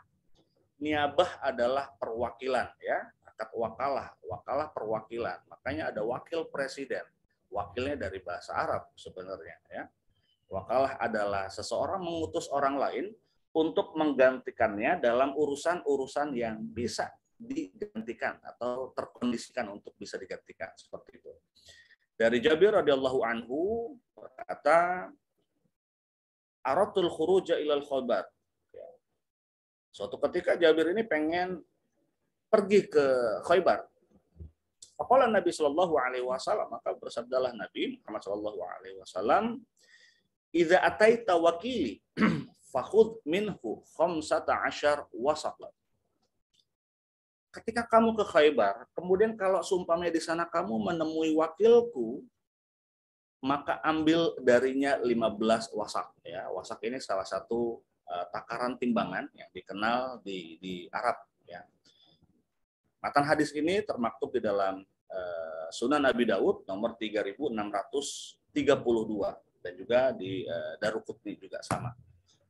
Lantas dengan akad wakalah bil ujro yang agak mirip-mirip dengan reseller tadi bisa dilakukan jika memenuhi beberapa kriteria sebagai berikut. Pertama, dropshipper tersebut adalah orang yang mewakili penjual. Kalau bahasanya mewakili, harus ada korespondensi. Harus ada komunikasi antara dropshipper dengan si supplier. Kalau hanya berdasarkan persepsi, lah, ini nggak berlaku akad wakalah bil ujrah. Maka ketika ada korespondensi baik lewat WA atau lewat media chat pada chatting ya, pada marketplace, maka ketika ketika dropshipper telah diizinkan oleh si supplier untuk menjual barangnya, maka penjualannya secara resmi. Yang kedua, dropshipper tidak menentukan harga dan kebijakan terkait barang kecuali atas izin penjual. Hampir sama seperti simsaroh tadi. Yang ketiga, dropshipper bersedia mengganti rugi jika ada kerugian akibat kelalaiannya. Karena ikut bertanggung jawab, ya logikanya dialah yang menjual. Ketika barangnya nyampe ternyata reject ya atau ada yang rusak, maka pengembaliannya dilakukan kepada si dropshipper tadi, barulah dropshipper melanjutkan kepada si supplier untuk dilakukan penggantian barang. Maka jika transaksi dropship memenuhi syarat ini, maka hukumnya diperbolehkan menggunakan akad wakalah bil ujrah. Dan yang keempat, ya, yang tadi saya sampaikan, bisa juga menggunakan akad murabahah, tapi dalam skema murabahah lil amir bisyira. Tetapi karena harga pokok penjualannya harus diberitahu dan marginnya juga disepakati bersama-sama, ini masih belum masuk untuk digunakan dalam skema dropship. Ala kuliah secara keseluruhan, skema dropship ini diperbolehkan dalam syariah ketika sesuai dengan salah satu akad yang digunakan, baik samsaroh tadi atau akad salam al-muazi, ataupun juga yang ketiga akad wakalah bil ujrah. Wallahu a'lam bishawab, dan alfu syukron dan astaghfirukum alfa istighfafin, ya. Mohon maaf jika ada kesalahan. Dan akan saya kembalikan kepada Abangda Pak Dewo hafizahullah. Tafadhol Pak De, syukran. Assalamualaikum warahmatullahi wabarakatuh. Waalaikumsalam warahmatullahi wabarakatuh. Jazakallah khair Ustaz. Bapak Ibu, banyak sekali pertanyaan. Ya, Bapak-bapak asatidz, ini banyak sekali pertanyaan yang diajukan. Nanti kita coba bacakan satu persatu. Namun, bila mana ada pertanyaan yang tidak bisa dijawab atau belum dijawab, mohon dapat di WA kepada admin 0811 106811 0811 106811. Insya Allah kami akan coba memfasilitasi jawaban tersebut. Kita akan jawab melalui Japri dan juga akan diposting melalui 28 grup WA Bimbingan Ekonomi Islam. 0811 106811. Izin saya tutup video untuk saya bisa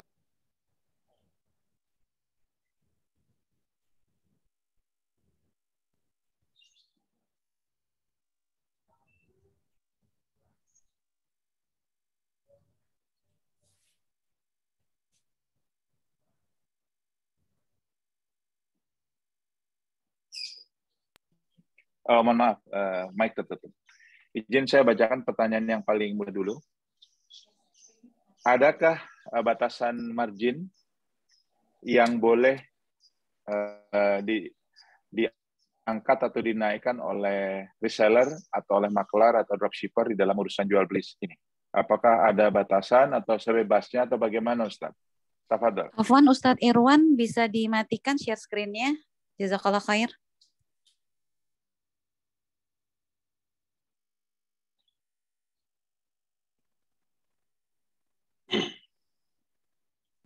Bisa dimatikan lewat situ nggak?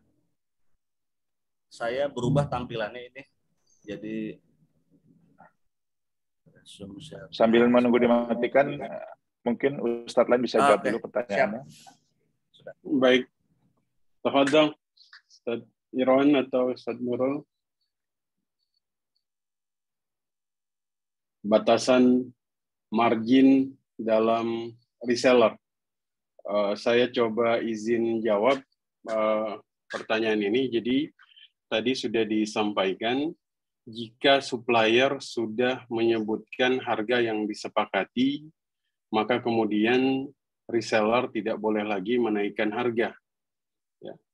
Tadi yang sudah disampaikan oleh Ustadz Irwan dalam hadis, dan saya juga tadi mengutip ketika Ibnu Abbas mengatakan, bi' hadza thawba kadza fa in zada kadza falaka. Jual baju ini seharga sekian, jika kemudian kamu untung di atas itu, maka silahkan. Ya. Jika diizinkan oleh supplier untuk menaikkan harga, maka diperbolehkan menaikkan harga. Tapi jika sudah disepakati harganya, di mana misalnya harga sudah include keuntungan reseller di dalamnya, maka reseller tidak boleh lagi menaikkan harga untuk mendapatkan margin. Karena marginnya sudah include di harga. Ya, tapi sebaliknya, jika supplier memperbolehkan kita untuk kemudian menjual di atas harga yang sudah disepakati, tafadhal, silahkan. Ya, seperti itu kira-kira Pak D. Mungkin jika ada tambahan dari Ustaz Dr. Irwan atau Dr. Nurul Alim, tafadhal. Dari saya mungkin tambahin. Baik, silakan. Saya melihat dari sisi etika dalam berbisnis secara Islam, ya. Kita kembali kepada hadis Rasulullah SAW, al-muslimuna ala syurutihim. Setiap muslim itu haruslah taat kepada syarat-syarat yang telah dibuatnya. Nah, di sini ada sebuah etika sebenarnya. Mengapa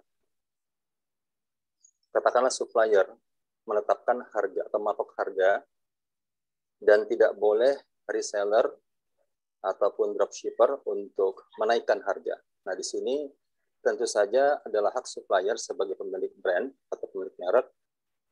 Dia ingin agar persaingan harga itu tidak terjadi di antara para reseller, ya. Yang mana harga ini tentu saja kalau saling bersaing tentu akan saling menjatuhkan dan akan rusaklah mata rantai dari supplier tersebut. Nah, ini juga berlaku kepada misalnya nih, ya, ini saya sudah pernah melihat juga ada orang yang ingin supaya barangnya ini cepat laku. Karena dia adalah seorang reseller besar gitu, ya. Dia malah menjual di bawah dari harga yang ditetapkan. Karena sudah dikenal. Nah, ini dulu kalau dulu di zaman belum terjadi bisnis online, misalnya obat-obatan. Nah, ada obat-obatan yang produsen obat itu sudah menentukan atau matok harga pasar, harganya adalah 15.000 misalnya. Nah, kemudian di sebuah pasar yang besar, di situ ada toko, ya, toko yang memang dikenal sebagai penjual obat-obatan yang murah gitu, ya. Harganya murah, tapi dari sisi kualitas ya sama, dan barangnya itu juga. Nah, karena dia ingin supaya cepat laku barangnya, perputaran barangnya, maka dia menjual di bawah harga 15.000, katakan 13.000. Padahal dia juga termasuk adalah satu reseller di kota tersebut. Nah, ini akibatnya terjadilah persaingan harga dan merusak harga. Nah, ini yang tidak diinginkan oleh supplier. Nah, jadi sekali lagi kita kembali kepada etika dalam berbisnis secara online maupun offline, bahwasanya hendaklah kita kembali kepada syarat-syarat perjanjian yang sudah kita buat dan sepakati antara supplier dengan reseller. Itu tambahan dari saya. Baik, Ustaz. Jazakallah khair. Pertanyaan berikutnya, Ustaz. Kita coba mengejar waktu sebelum azan ini. Bagaimana dengan kondisi bila mana harga sudah disepakati, namun harga tersebut berubah karena nilai mata uang yang berbeda? Bagaimana sikap terbaik seorang reseller menghadapi customer yang kebingungan manakala kita naikkan harga terkait dengan naik turunnya nilai mata uang? Tafadhal.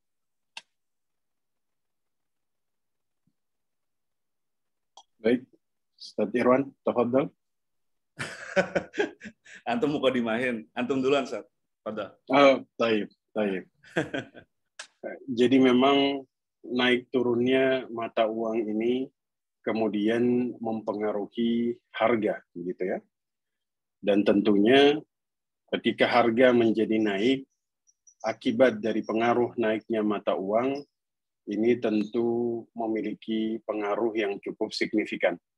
Kita tahu dalam hukum permintaan dan penawaran, supply demand, jika harga naik maka permintaan turun. Maka ada kekhawatiran yang terjadi antara reseller dalam titik ini.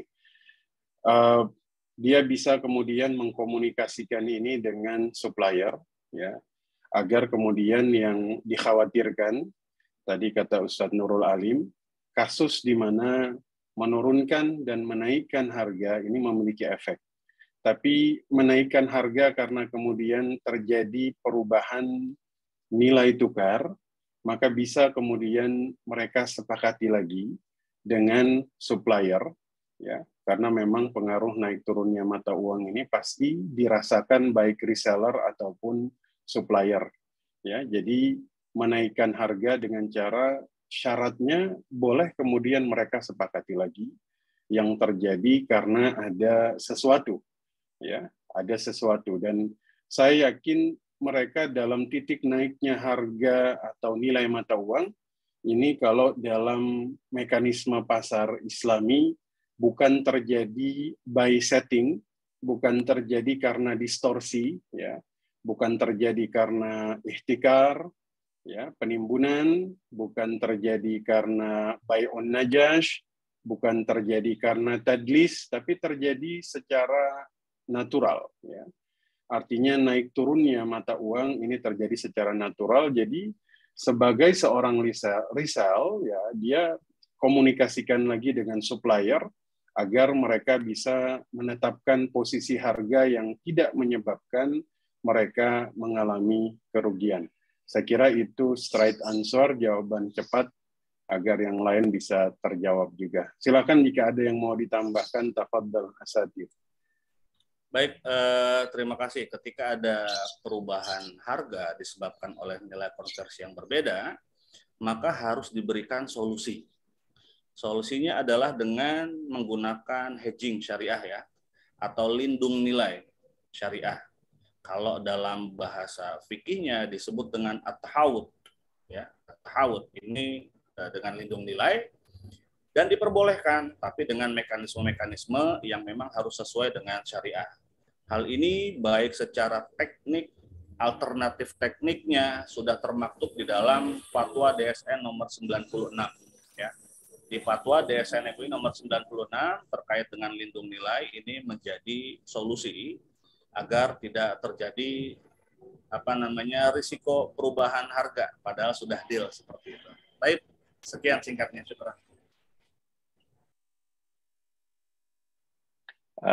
Jazakallah khair, Ustaz.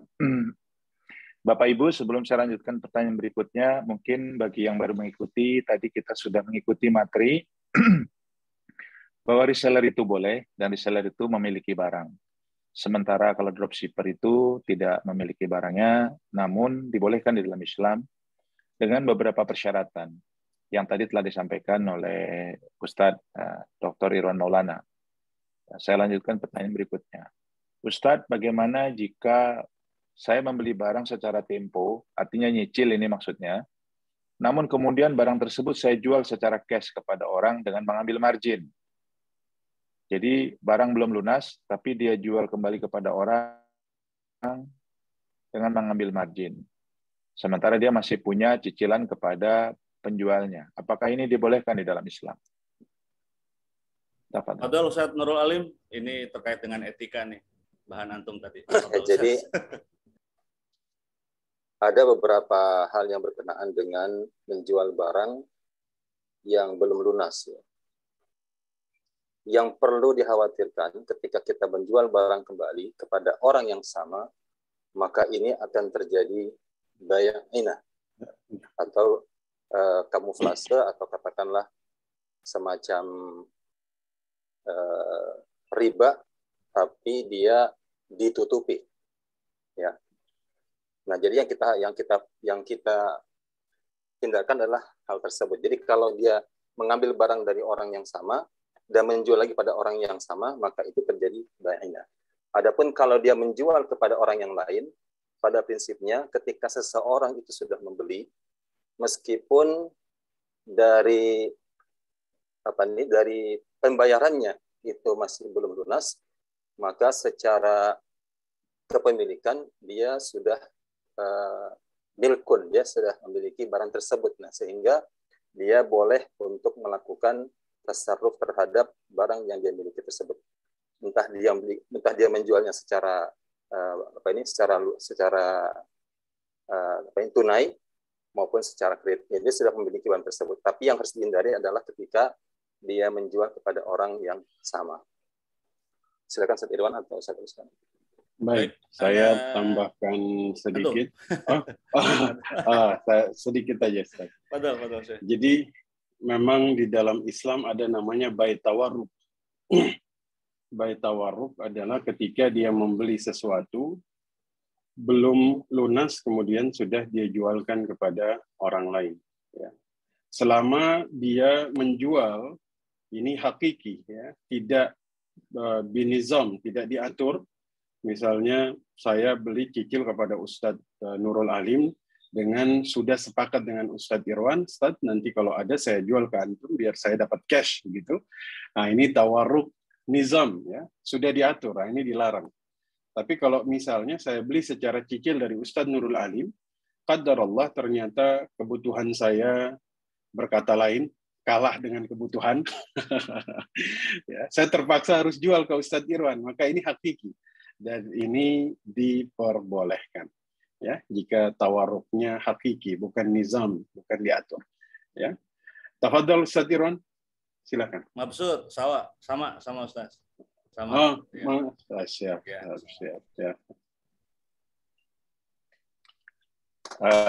Lanjut Ustaz, pertanyaan berikutnya. Apakah di dalam sistem dropship ini lazim atau bolehkah kita meminta down payment untuk menghindari customer tidak atau membatalkan pesanan? Down payment itu apakah boleh Ustaz di dalam syariat? Baik. Tafadhal. Siapa duluan Ustaz? Antum? Antum yang ngidupin mic duluan. Oh, ternyata yang ngidupin mic duluan. Jadi tanya jawab ini sebenarnya Ana moderatornya. Ini paralel. Sama kayak salam muazi. Pak Dewo ke Ana, baru Ana ke antum berdua. Tapi baik. Saya nanti bahas down payment-nya dulu ya, bai' urbun. Ya. Jadi down payment ini dalam fikih disebut bai' urbun, dan ini adalah sebagian harga yang sudah diserahkan duluan. Nanti kalau jual belinya jadi, baru harga disempurnakan ya, atau dilunasi. Ya, memang ada yang menyetujui bai' urbun, ada yang tidak setuju. Yang tidak setuju karena biasanya yang terjadi tidak jadi beli DP hangus. Ya.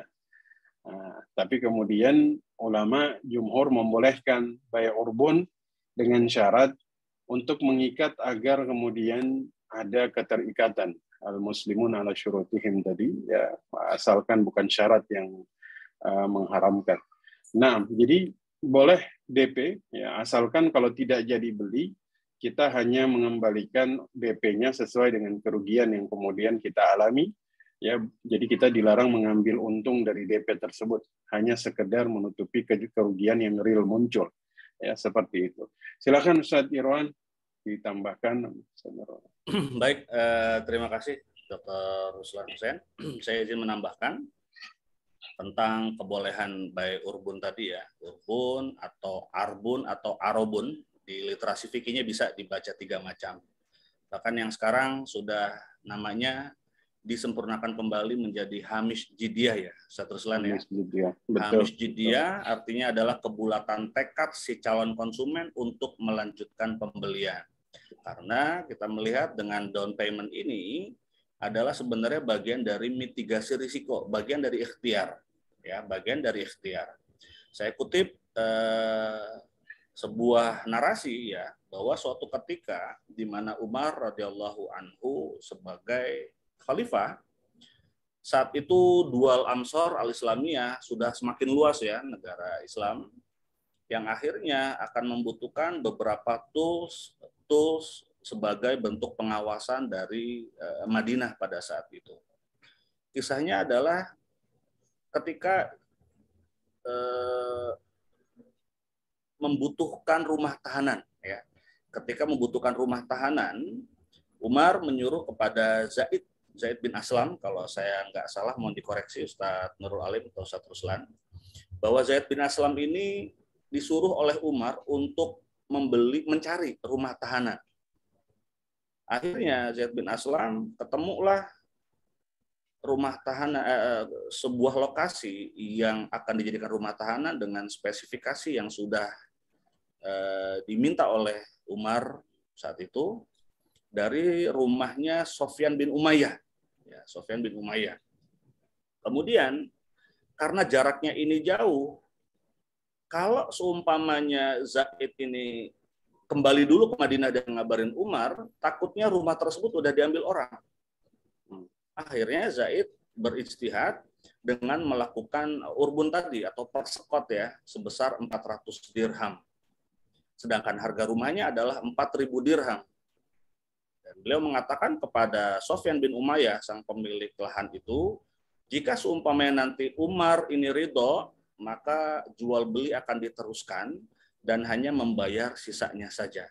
Namun kalau Umar nggak ridho, maka bagi Sofyanlah uang persekot tersebut. Kemudian yang kedua adalah kalau menggunakan skema salam dalam dropship ini kan pembayaran harus full payment di awal. Jadi sebenarnya nggak ada DP-DP-an lagi, nggak ada down payment lagi. Kalau menggunakan salam al-muwazi tadi saya rasa lebih secure ya, lebih safe, karena kekhawatiran akan larinya konsumen ini sudah termitigasi dengan baik karena sudah dilakukan full payment di awal waktu. Wallahu a'lam bishawab.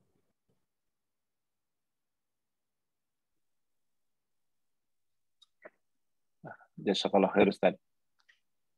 Yang berikutnya, Bapak Ibu, pertanyaan terkait dengan bank syariah atau asuransi, mohon izin, saya tidak bacakan karena kita bisa jawab lain waktu dan sudah sering diposting melalui WA Group Ekonomi Islam.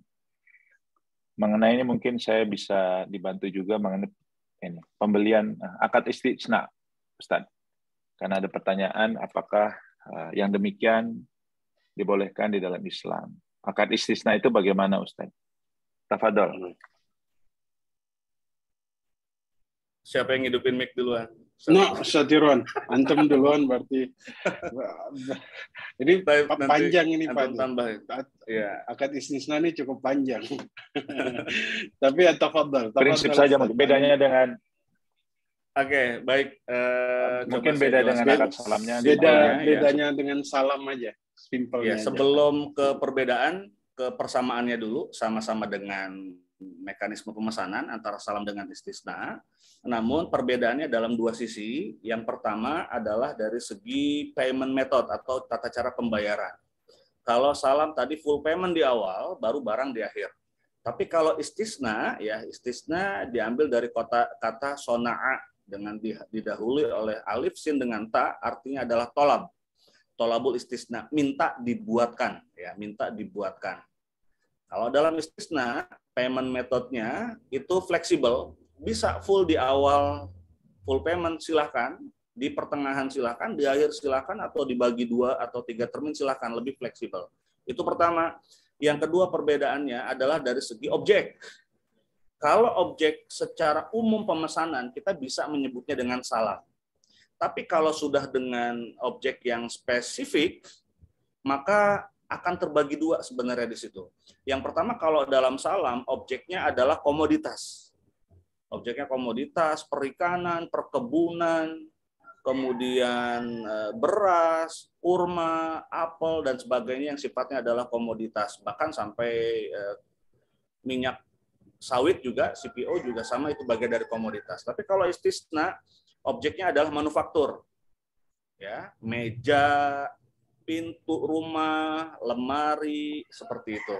Yang sifatnya adalah dibuat oleh si manusia. Tapi dengan catatan bahwa dari si pemesan hanya meminta modelnya saja. Adapun modal barangnya itu murni dari mustasni, dari si pembuat.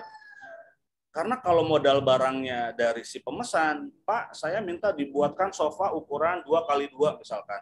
Ini kayunya, ini palunya, ini pakunya, itu bukan masuk kepada istisna, tapi masuk kepada ijaroh.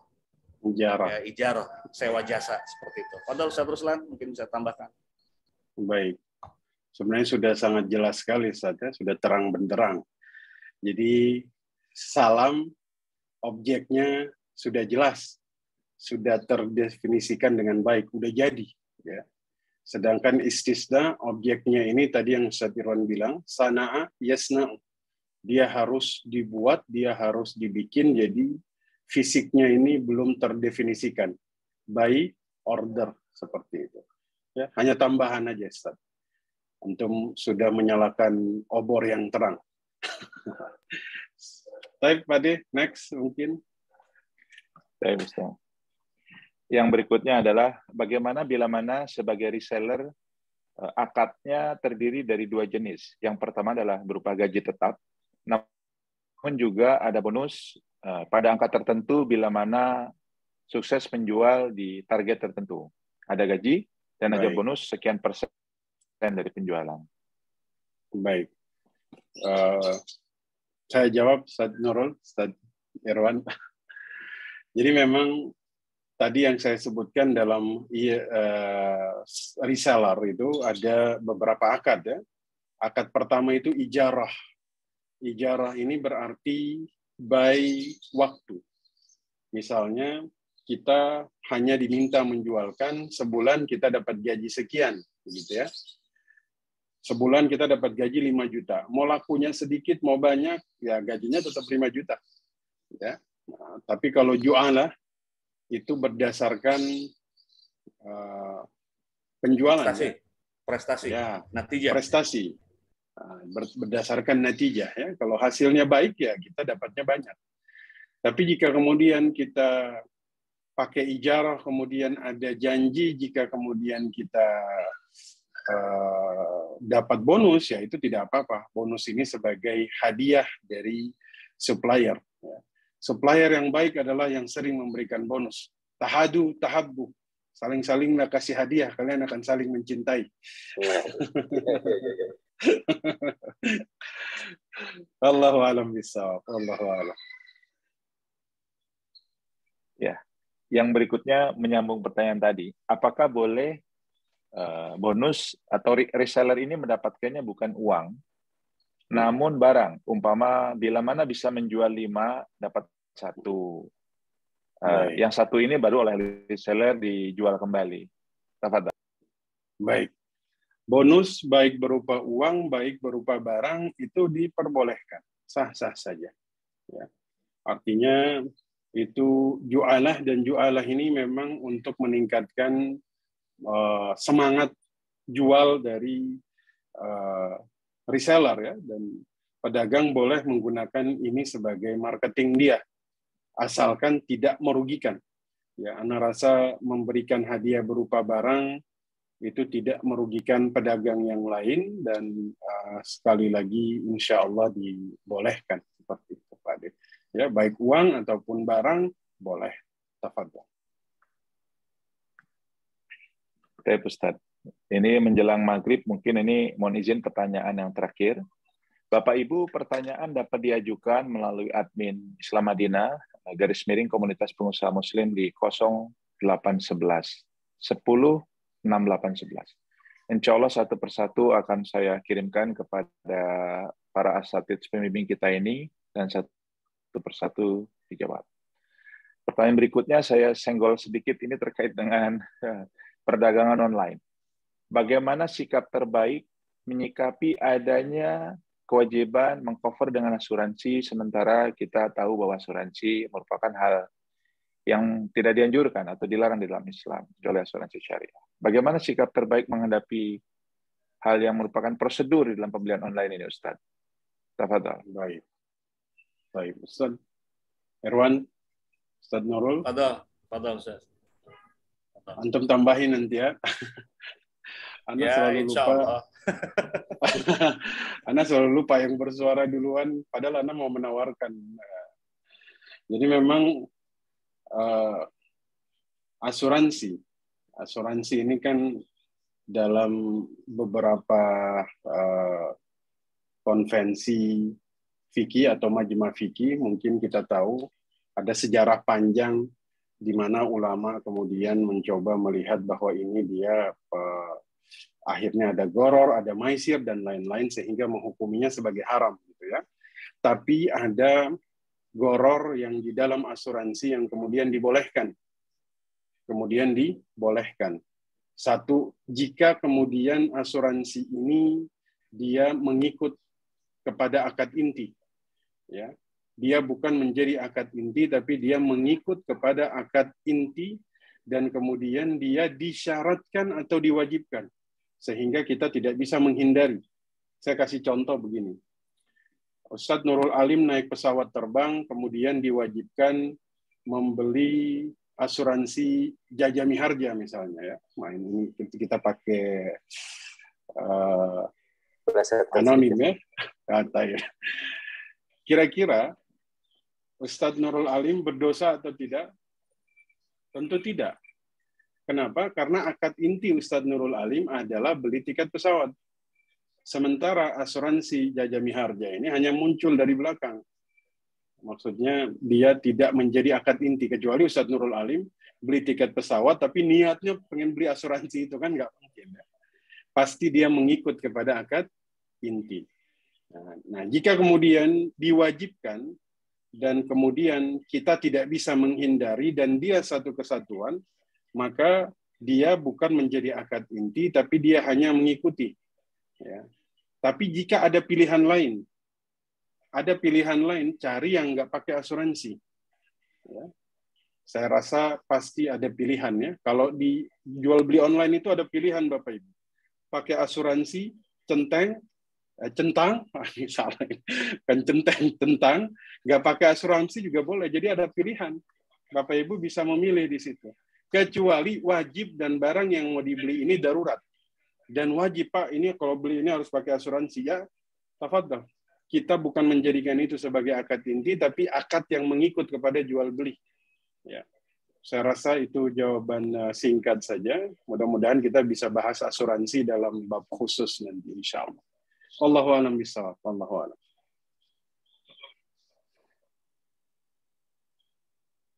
Baik, Ustaz. Sudah sampai di penghujung acara kita sore ini. Bapak Ibu, banyak yang bertanya tadi mengenai materi. Saya mohon maaf tidak bisa membagikan, tapi saya menganjurkan Bapak Ibu mendengarkan rekaman kajian ini melalui channel Islam Madinah TV di YouTube. Sekali lagi, channel YouTube-nya adalah Islam Madinah TV. Kunjungi dan simak dari awal sehingga kita bisa lebih jelas. Bapak Ibu juga bisa mendengarkan kembali kajian mengenai uang kripto. Mungkin Bapak Ibu yang ikut juga tahu, 2 atau 3 minggu yang lalu kita membahas mengenai kenapa uang kripto itu dikatakan tidak boleh dalam Islam. Bapak Ibu juga sangat saya anjurkan untuk mengikuti WA Group Bimbingan Ekonomi Islam. Kita banyak membahas materi-materi yang kontemporer terkait semisal uang digital, GoPay, tadi ada yang bertanya, bank syariah, asuransi syariah, insya Allah akan kita ulang-ulang terus agar pemahaman kita sama-sama bisa lebih paham. Seluruhnya merupakan bagian pelengkap kita untuk menuntut ilmu agar kita tidak hanya belajar mengenai akidah yang sangat penting tentunya, mengenai akhlak, mengenai amalan ibadah, tetapi juga kita bisa memahami ilmu dalam berkehidupan ekonomi sehari-hari, karena tidaklah lengkap seorang muslim tanpa kelengkapan ilmu, dan kita sangat paham kaidah penting, tidak ada surga tanpa ilmu. Tidak ada surga tanpa ilmu.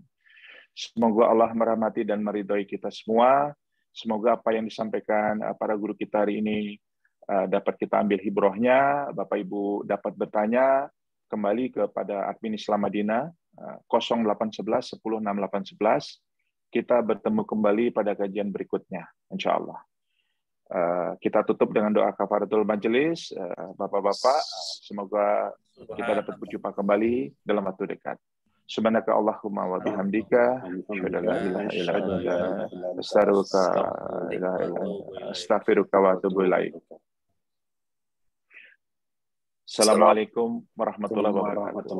Barakallahu fikum. Barakallahu fikum. Warahmatullahi wabarakatuh.